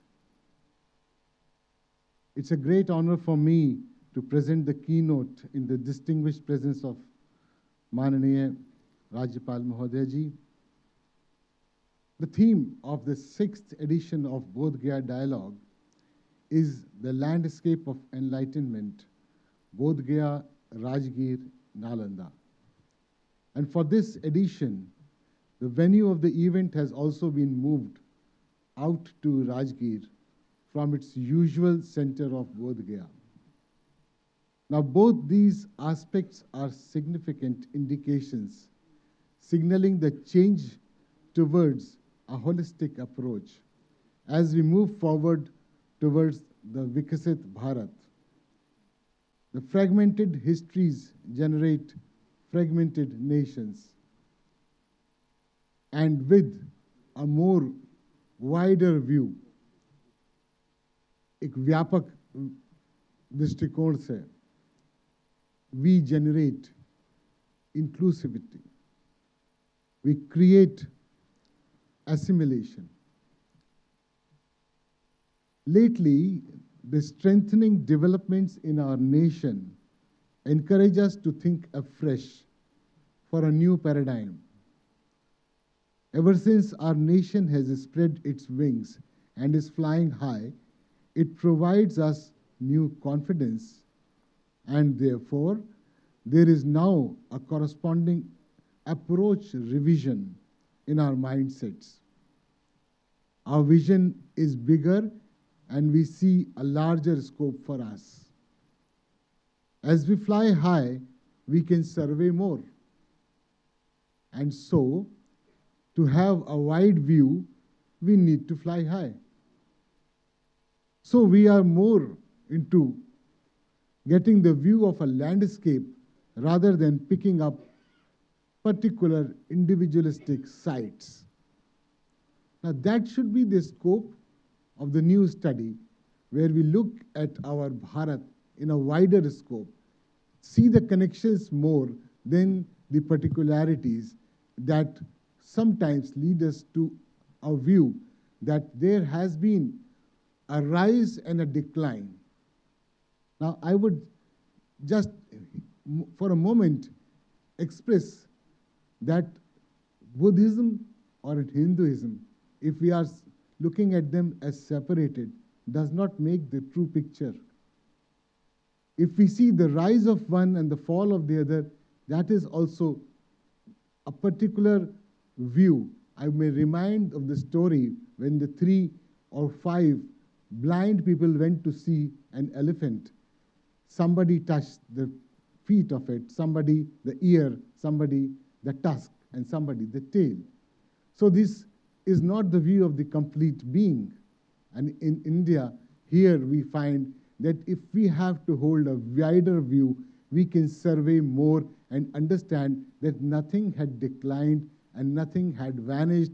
It has just changing roles. It was always there. We divide it as the Brahma Gaya and the Bodh Gaya. And if you see Cunningham, that is mentioned there. That is just taking a limited view. But it has to be some context when it was said like that. But to see that, believe me, that the two existed separately or they were as complementary, you would have to see with a wider view. So I go ahead with this particular view, and here I would mention that as a truly unified nation, we feel bonded today from Kashmir to Kerala, and also we find ourselves.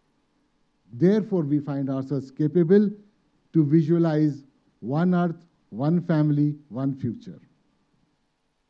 And we can live it. Our reignited belief in Vasudhaiv Kutumbakam, it was always there. We knew this dictum, but it is reignited. This reignited, reassured belief in Vasudhaiv Kutumbakam inspires us to hold an expansive view in our approach, our thoughts and our connections. And therefore, we need to break silos and enlarge the scope of our vision and our surveys.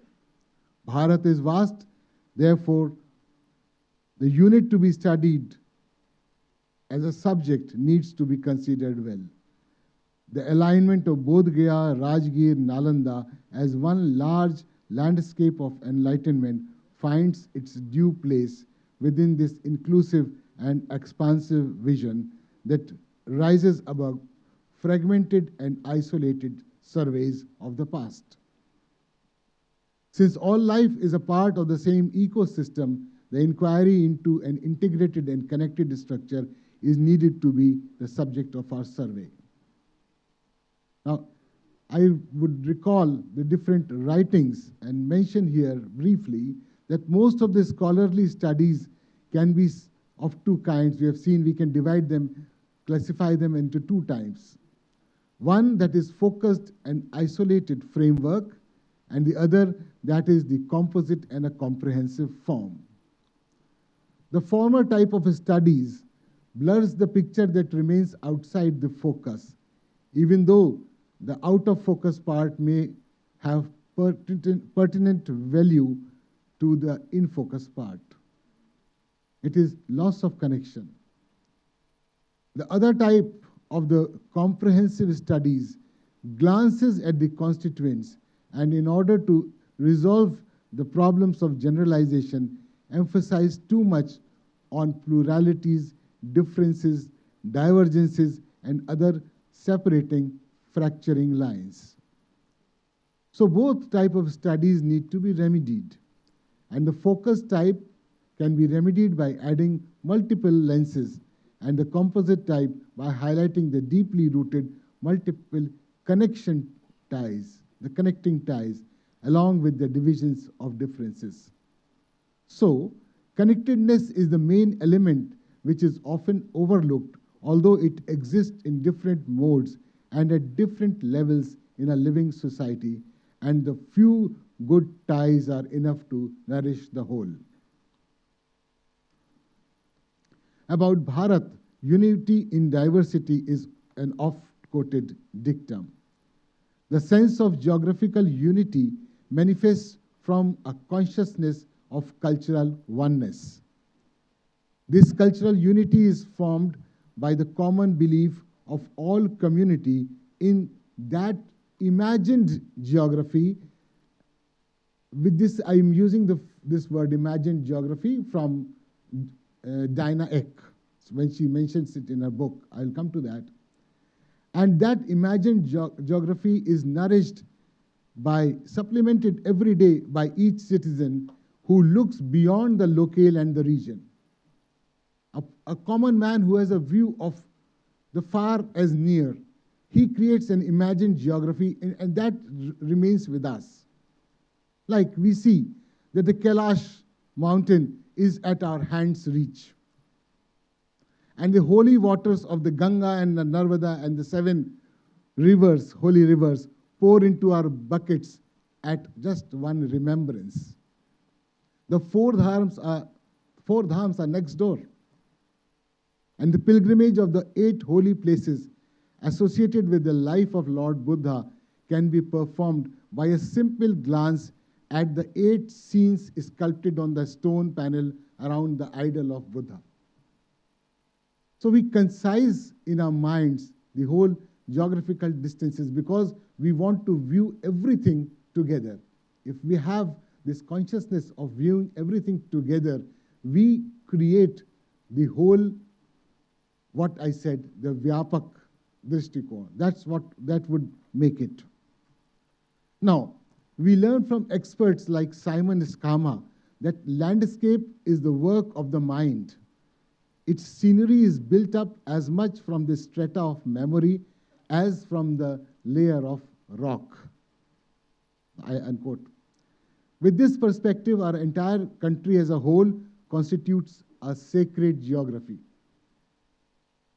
In a recent book by Dinah Eck, it is interestingly stated that pilgrimage practices have long generated a relationship to the land that we call India. A land linked not by the power of kings and governments, but the footprints of the pilgrims. Unquote. To Eck, the sacred landscape is built up with the strata of myth, memory, and association.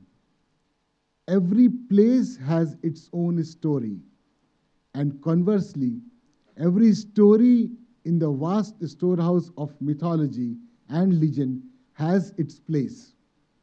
So the linking and the interconnection between the memory, the real ground, that is the landscape, and the imagined geography, they coexist with us just as emotions come and go in our minds. However, in our sacred geography, which is marked by miraculous tirthas, alongside exist cities of wealth, cities of goods, capital cities of political power, and secluded forest for meditation and austerities, and also thriving learning centers with gurukuls and ashrams and vihars. Since the Vedic age, regions like Panchal, Mithila, Ang, and Magad are known as learning centers. Next door to us, Ang, Champa, which is bordering Magad, was the land of Rishi Aurava of the Rig Veda. The hermitages of the sage Rishya Shringa and sage Janu and a pilgrimage centers of Gaggara Pokharani are cited in the text. In Samay Pavadaka, a text, the Gaggar Pokharani was the halting place of the wandering ascetics and was always resounding with the noise of philosophical discussions. The Mahagovind Suttant tells that King Pasenadi and Bimbisar maintained several Mahashalas or Snatak theological colleges for the Brahmins in the Ang and Magad. Now, Ang and Magad strengthened under Karna and Jarasandh in the Mahabharata period, and since then, the elements of knowledge power and the political power vied with each other for supremacy in this landscape. Now, coming to Gaya, Rajgir, and Nalanda, which forms an interesting complex to be studied in togetherness, we see that as an equation, the highs and lows of the individual sites and cities, if taken together in an aggregate as one landscape, gives a conclusion of a continual rise. Under an integrated composite view, there seems to be no decline, but just some variance of the dominant element and the local adjustments within the same landscape. There's no decline. I mean to say that if this region is sometimes becoming politically important and the other ages it is important for the reason insignificant for its learning, it's not a competition is there in between the society. The place is emerging, but the emergence is together. It is sometimes some elements are dominating, other times the different aspects.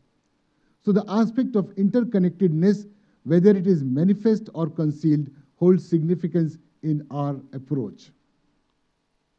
Knowledge seeking was the dominant characteristic of the emerging landscape of Gaya, Rajgir, and Nalanda. At one end was the Gayaji Tirth, which was a religious center associated with the austerities of Gayasur and the Yagya of Brahma, as noted in the Vayu Puran, and the preaching of Aditya Paryaya Sutra, that is the fire sermon of Buddha. Huinsang, when he came to Gaya, reported that there were 1,000 families of Brahmins from one descendant living in Gaya. Next to Gayaji and adjoining was the Urvela, which later is known as the Bodh Gaya, which according to the Samanta Pasadika was the place for penance to absolve for evil thoughts. Southwest to this place was the Brahma Yoni across the Falgu, where on the Prabodhi hill, that is known as Mor Pahad, Lord Buddha ascended for austerities, and in its vicinity lay the Bodhi tree. So you see the whole picture is together. The Brahmanical center and the emerging Buddhist center, they are together. It is not at the expense of the other that there has been a conflict. It has never been a conflict of that type if you go with a wider view. The old Rajgir was Kushagrapura, where on the hill sage Vyas had dwelt. Girivraj was founded by Vasu in the valley surrounded by the Rajgir hills, which was naturally defended. On its outside were hot springs that flowed on the foot of the Vaibhar and the Vipula hills, forming kunds of water, which became centers of pilgrimage. And upon the hills were hundreds of caves of the Arhats and the ascetics. Symbolically, the knowledge seekers dominated the landscape of Rajgir. It was the habitat of Lord Mahavir. It was the haven for seekers, and young Siddhartha once came here and stayed on. His attraction is this region. He comes from a far off land. He didn't go to the other side to the Himalayas. He did not go to Panchal. He came to this land. This is because he was a seeker of knowledge. He exerted for 6 years, and many of those years were passed in the Rajgir hills, and gradually he grew on his path of enlightenment. Excuse me for saying it was not just one night that enlightenment came. It was a rigor of 6 years, consultations, discussions, that one day finally made him capable to receive that enlightenment in Bodh Gaya. So Rajgir and this whole region has a role. Rajgir hills were the abode for ascetics and those who renounced the world in the quest of truth. What is this truth? That particular knowledge which could grant deliverance from sins and perishable life. It was blended in spirituality involving the discipline of senses, meditation, and sublime experience. Now, summarizing historically, Rajgir and Gaya were once dominant religious landscapes where Jain Nirgranthas, Ajivak, and other sages lived. As years passed, the political power overtook the other elements, and Rajgir changed into a political center of Giriraj. With the advent of enlightened Buddha and the bowing of the political heads to the knowledge giver, the estimation of Rajgir again changed, and the dominant knowledge center resurfaced. Knowledge comes back, it gets the recognition, and the political leaderships, all leaderships, accept that knowledge is important, and this region is a region of knowledge. The exit of the overgrowing political power from Rajgir and its shifting to Pataliputra exalted Rajgir as the land of knowledge and wisdom. No wonder the first Buddhist council was held here. If you look from the point of view that the political center which is strong, and when Buddha returns, the land of Rajgir is left to be a zone of knowledge, and the political power shifts to another place rather than shifting the knowledge region to another place. They prefer that this region has its own characteristics, its own importance. And when the council is held, it is held at Rajgir. Centuries later, the gifting of Nalanda Mahavihar to this knowledge landscape was again a sovereign recognition of the rightful status of this landscape as the landscape of enlightenment. Nalanda was established here. It was not established in Pataliputra because the recognition is there by the political authority that this is the region which emanates knowledge. So far and wide, we can consider that these changes, if we look into this view, we see there's not one city that is rising and falling. It's the whole landscape, and the whole landscape is emerging to the top. Just like it happens in human migration, in all overall process of shifting localities and locales, the landscape is resettled with mutual adjustments and compromises between the different elements and stakeholders. Looking partially or individually as this dynamic process to be a decline or decline of one and the rise of another may appear to the eye, whereas in fact there happens a continuous dynamic development internally within that marked landscape.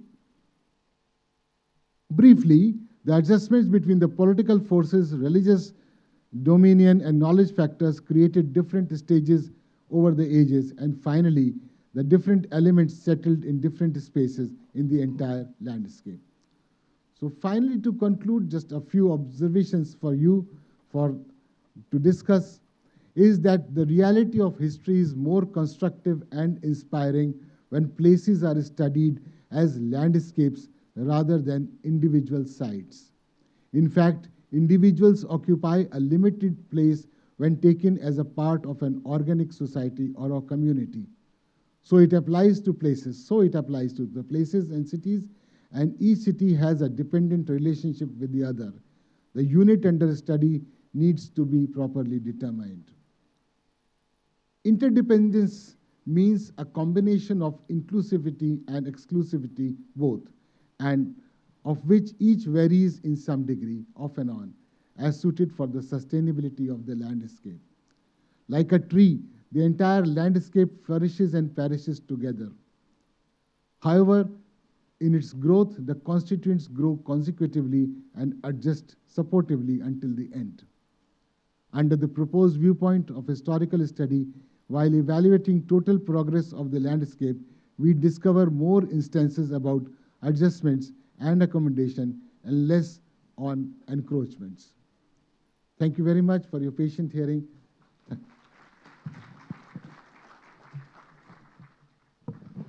Thank you so much, sir. Before I invite the chief guest of today's special occasion, just I would like to take the liberty to share my reflection on the keynote address.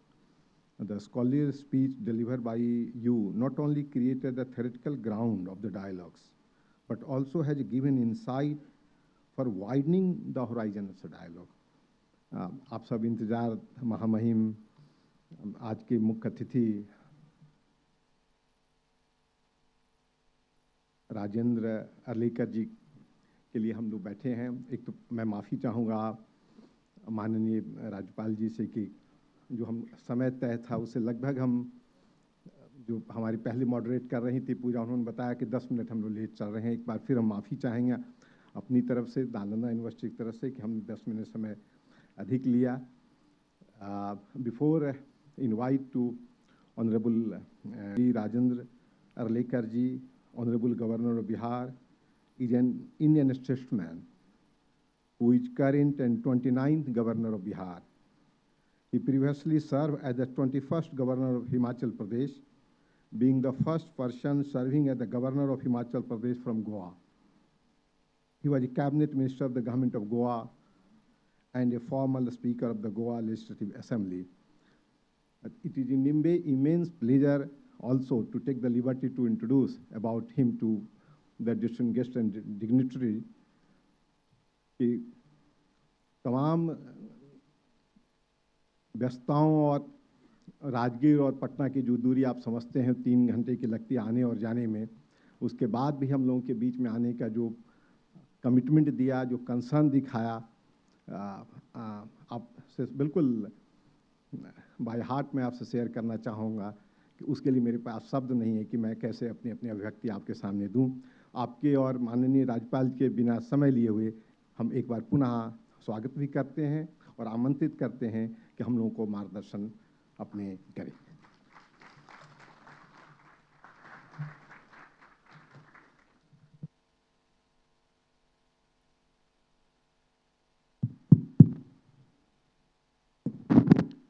Namaskar. I understand the meaning of clapping, what you want to convey to me. I appreciate your patience. It is always like this in an inaugural session. But you people are of action. And you have to be in that seat and see and deliberate. But the inaugural session doesn't allow you to do that. Not many, but a few of you are taking a nice nap. I don't want to disturb you also for that.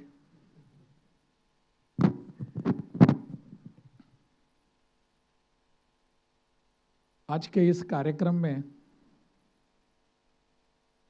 जो Nalanda university और देशकाल समिति के तरफ से हो रहा है, in the land of enlightenment, और यहाँ जो कार्यक्रम हो रहा है उससे आप यहाँ से कुछ लेकर जाने वाले हैं. And in this very inaugural session, and mine is the concluding part, I assure you that, of the inaugural session. इसमें मेरे साथ मंच पर बैठे हैं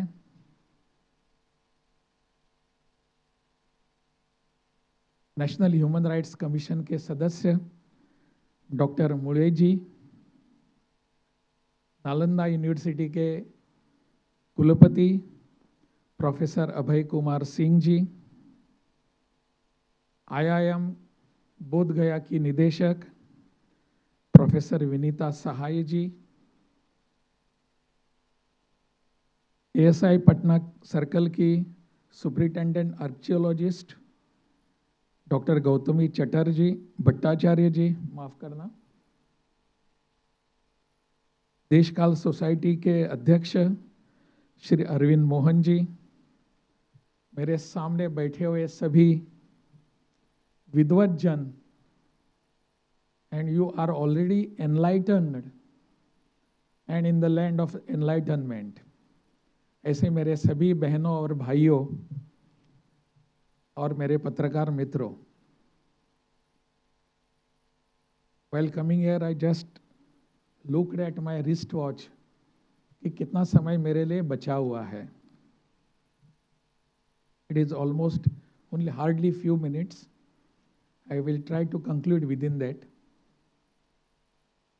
आज का कार्यक्रम इसलिए बहुत महत्वपूर्ण है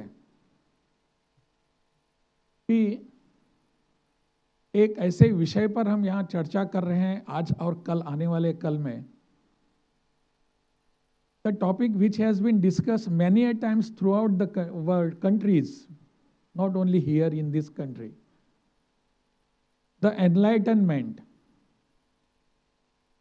But the topic here restricts us to Nalanda, Rajgir and Gaya, Bodh Gaya. This restriction in fact was not needed. कि हमारी इस देश की संस्कृति ऐसी है कि देश के किसी भी कोने में अगर आप जाएंगे तो पता चलेगा कि वहां एनलाइटनमेंट है, वहां बुद्ध है. किसी भी कोने में आप जाइए, you get Buddha in every corner of this land, of this country. And that was the reason why we were always enlightened. जैसे कि मुले जी बता रहे थे, डॉक्टर मुले जी, कि भगवान बुद्ध के बारे में जो भी उन्होंने सुना था कि sufferings of the person, sufferings of a human being, उससे हमको बाहर आना है. हम सबके सामने प्रश्न यहां है कि whether really we have done that. Did we really come out of the sufferings, physical sufferings?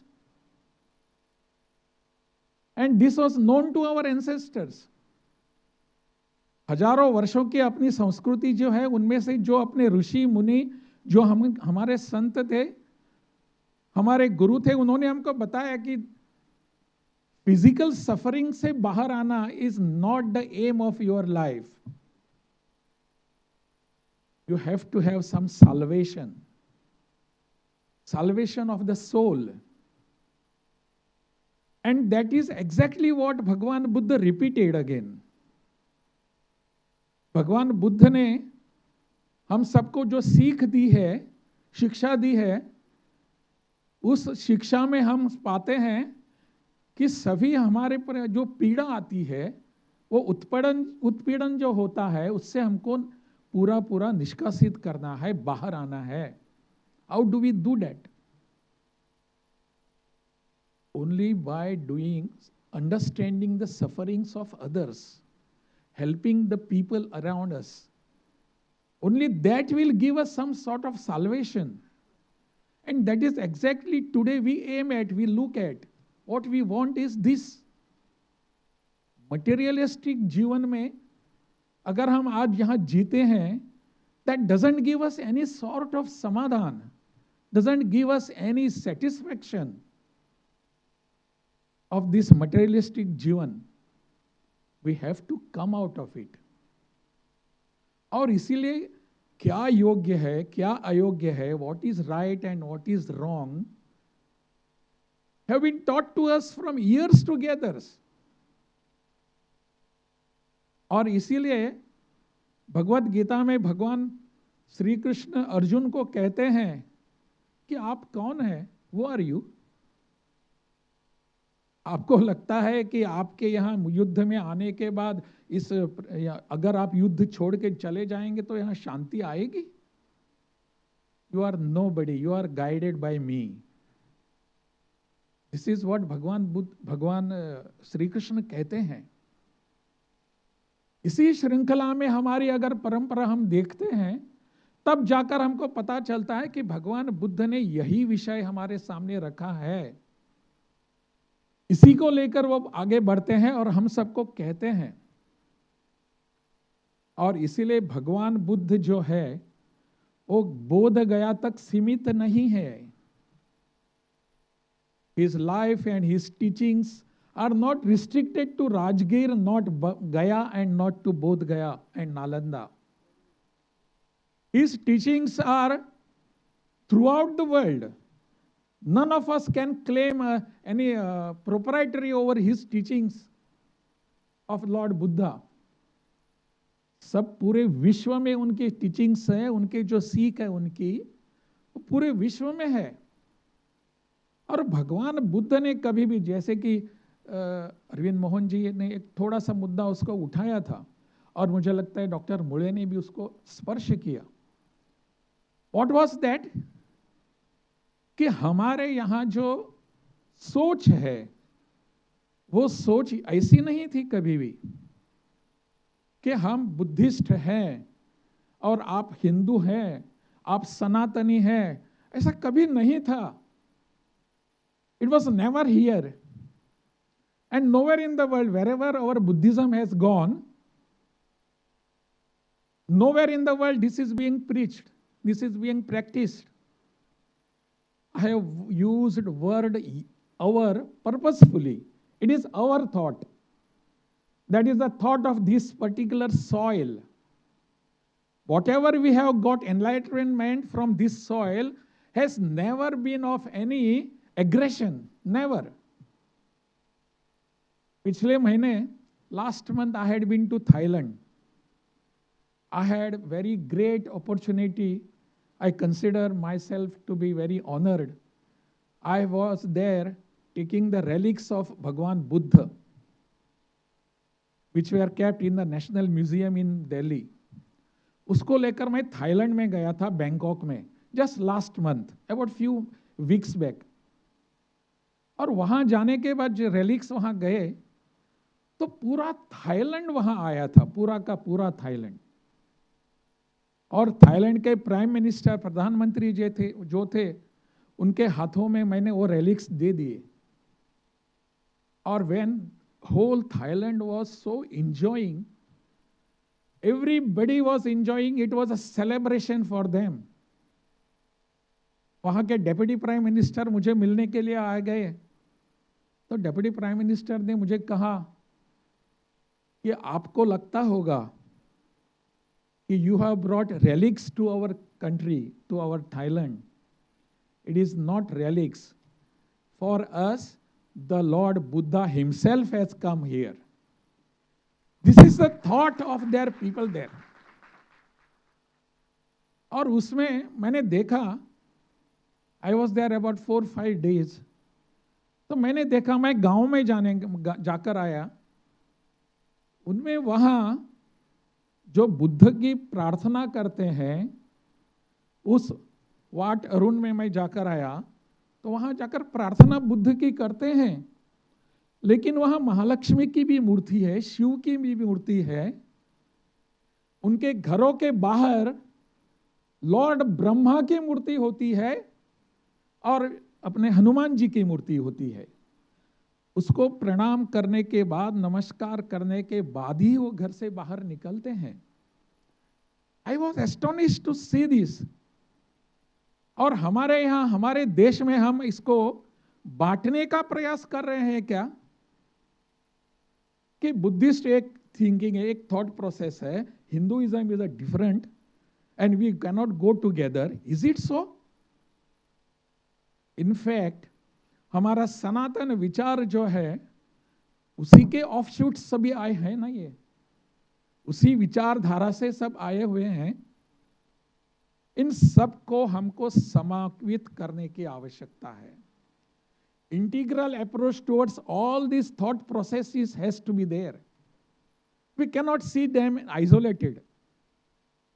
We have to do this. तब जाकर ऐसे जो कॉन्क्लेव होते हैं, सेमिनार होते हैं, वहां जाकर we will get something different. मुझे लगता है कि इस दिशा में हम सबको प्रयास करने की आवश्यकता है. हमारा थॉट प्रोसेस ऐसे होने की जरूरत है. मैंने जैसे कि डॉक्टर मुले ही कोटेड वन संस्कृत वर्स, वादे वादे जायते तत्वबोधः. That is what expected. हम वाद करेंगे, संवाद करेंगे, एक दूसरे से बात करेंगे. We will deliberate on many different issues and ultimately what we want to get is a तत्वबोध. बोध होना चाहिए. That is what we want to have. But instead तत्वबोध के बजाय कंठशोष होने लगा. Just we shout at everybody other. उससे कुछ प्राप्त नहीं होगा. So while deliberating on different issues, I was going through your programs आज और कल के, तो उसमें पता चला कि आप बहुत सारे विषयों पर चर्चा करने वाले हैं, सब लेकर आप आगे बढ़ने वाले हैं. I wish you all the best in these deliberations, so that our society gets something from your intelligence. आप इतने इंटेलिजेंट लोग हैं, वास्तव में आई शुड कॉल यू विद्वज्जन. आप विद्वज्जन हैं. इतने अच्छे लोग यहां आकर बैठते हैं. That you don't require any enlightenment और एनीथिंग फ्रॉम मी और a person like me. You already enlighten are. और इसीलिए आप सब डेलिब्रेशंस करेंगे, चर्चा करेंगे, विमर्श करेंगे, तो समाज के हित में कुछ करने वाले हैं. That will help to the betterment of the society. This should be our aim. इस देश की कभी परंपरा दूसरे पर इन्वेजन या आक्रमण करने की कभी भी नहीं रही. कभी भी. भगवान बुद्ध के विचार बाहर जब जाते हैं वो आक्रमणकारी नहीं है. हमने शस्त्र के ऊपर कभी ज्यादा जोर नहीं दिया. हमने शास्त्र के ऊपर जोर दिया. The Shastra which we understood, we taught, we learned, that was being propagated throughout the world. इसीलिए जब भगवान बुद्ध के विचार सब बाहर जाते हैं, वो विचार हमारी परंपरा के विचार हैं, हमारे इतिहास के विचार हैं, हमारे विचारों के अनुरूप होने वाली कृति के विचार हैं. इसलिए मुझे लगता है ये जो यहाँ की परंपरा है इसको बनाए रखने की आवश्यकता है. We even within ourselves we never conflicted. आद्य शंकराचार्य कालड़ी से आते हैं, केरल से. He came all the way from Kerala and he had a शास्त्रार्थ dialogue, चर्चा with Mandan Mishra. We all are happy and very fortunate to learn this, that particular place where the Shastrarth was held, it is in Bihar. That is called Mahishi. There is a place called Mahishi. In that place, Shastrarth was held. अगर आपके विचार कुछ अलग हैं, we never brought out sword in our hands. We never gunned down you. We said, let us sit across the table, discuss. That is the legacy of this country.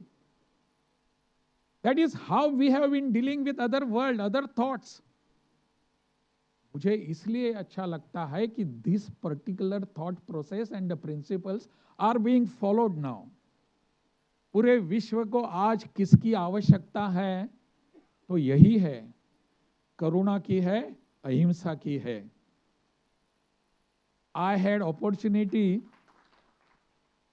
to meet His Holiness Dalai Lama when I was in Himachal. That time I had been to Dharamshala. I had opportunity to sit with him for more than half an hour. And we were just, in fact, I was, उनके सामने तो मैं एक छोटा हूँ. How could I have any deliberation with him? But I could understand what his feelings were. And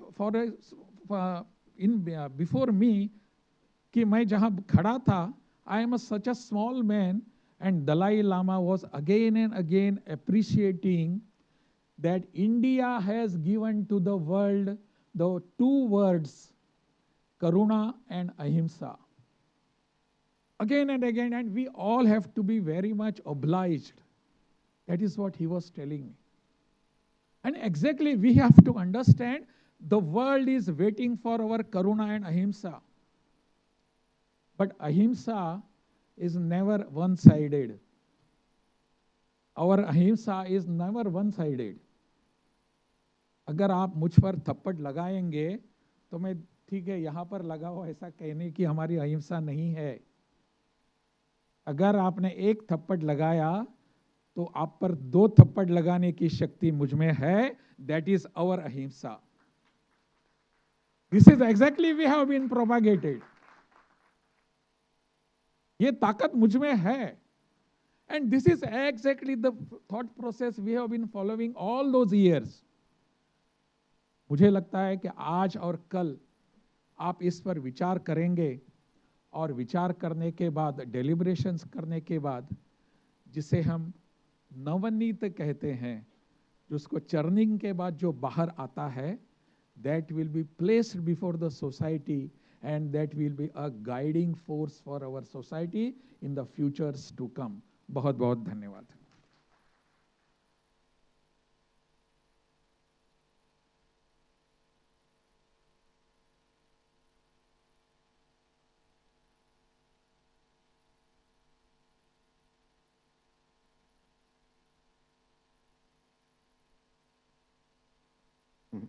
हमने आपसे शुरू में ही आपसे निवेदन किया कि जो आपका व्याख्यान हमारे सामने प्रस्तुत होगा वो एक मार्गदर्शन देगा, एक दिशा देगी और साथ साथ जो भविष्य, जो आगे काम करने की जो एक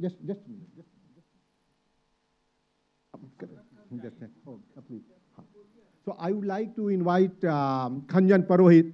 Just Khanjan, just kindly present the book. In fact, she is the architect of the book. So just and kindly open that.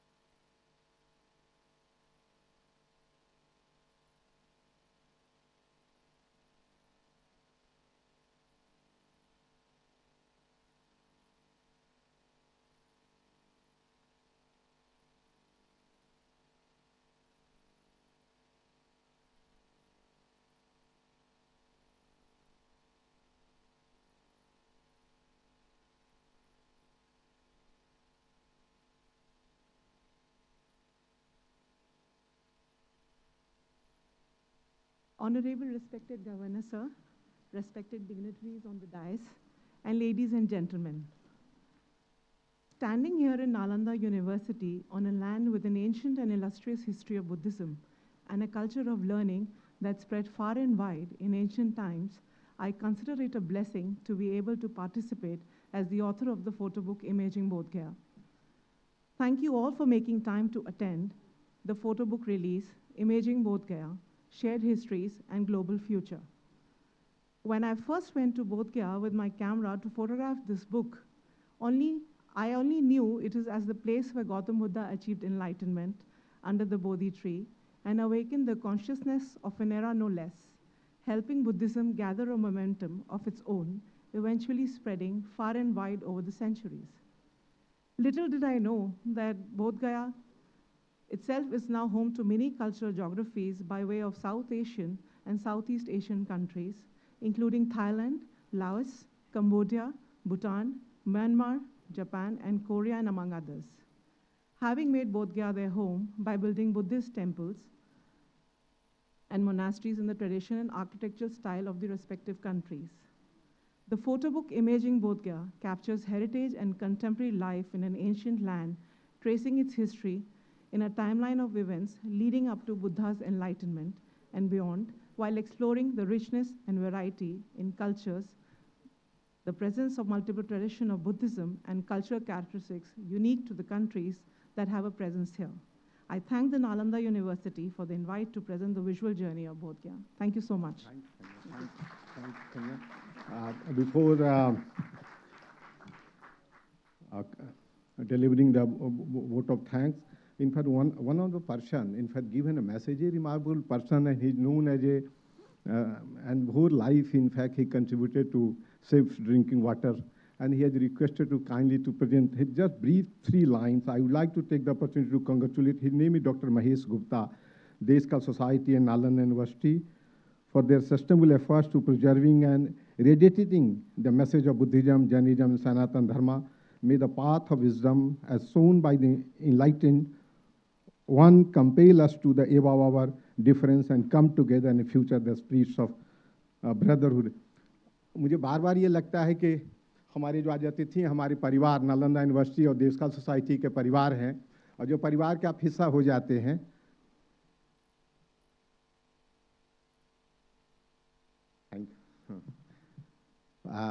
तो मुझे बहुत समझ नहीं आता किन शब्दों में अपने परिवार को हम एक अतिथि के रूप में धन्यवाद ज्ञापन करें।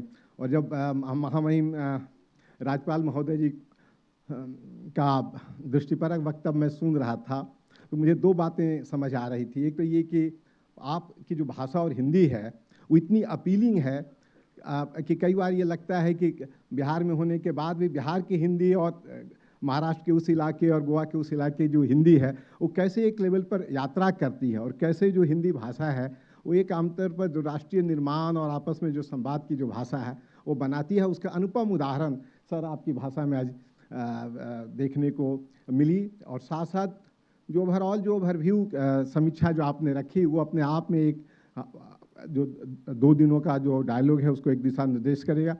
हमारे माननीय अतिथि आप विनीता साहय जी, डॉक्टर DM मुले जी, अरविंद मोहन जी, डॉक्टर चटर्जी, और मुझे मुश्किल हो रहा है कि मैं आपके कुलपति नालंदा विश्वविद्यालय को मैं धन्यवाद ज्ञापन करूं। चूँकि मैंने शुरू में ही कहा कि जो यात्रा यहाँ तक पहुँची है और आगे इस यात्रा से जो एक नई यात्रा निकलेगी, उसके एक पैनियर, उसके एक दृष्टिपरक आप प्रोफेसर अभय कुमार सिंह जी होंगे। इसी वक्तव्य के साथ, छोटा सा वक्तव्य के साथ हम अपनी बात को समाप्त करते हैं। हम फॉर्मली कंक्लूड करें इनॉग्रल सेशन को, उसके पहले ग्रुप फोटो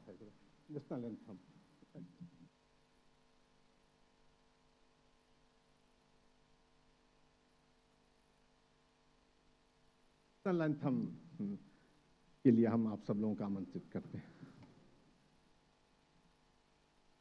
जनगण मन अधिनायक जय हे भारत भाग्य विधाता, पंजाब सिंध गुजरात मराठा द्राविड़ उत्कल बंगा, विंध्य हिमाचल यमुना गंगा उच्चल जलधि तरंगा तव शुभ नामे जागे तव शुभ आशीष मांगे गाहे तव जय गाथा जन गण मंगलदायक जय हे भारत भाग्य विधाता जय हे जय हे जय हे जय जय जय जय हे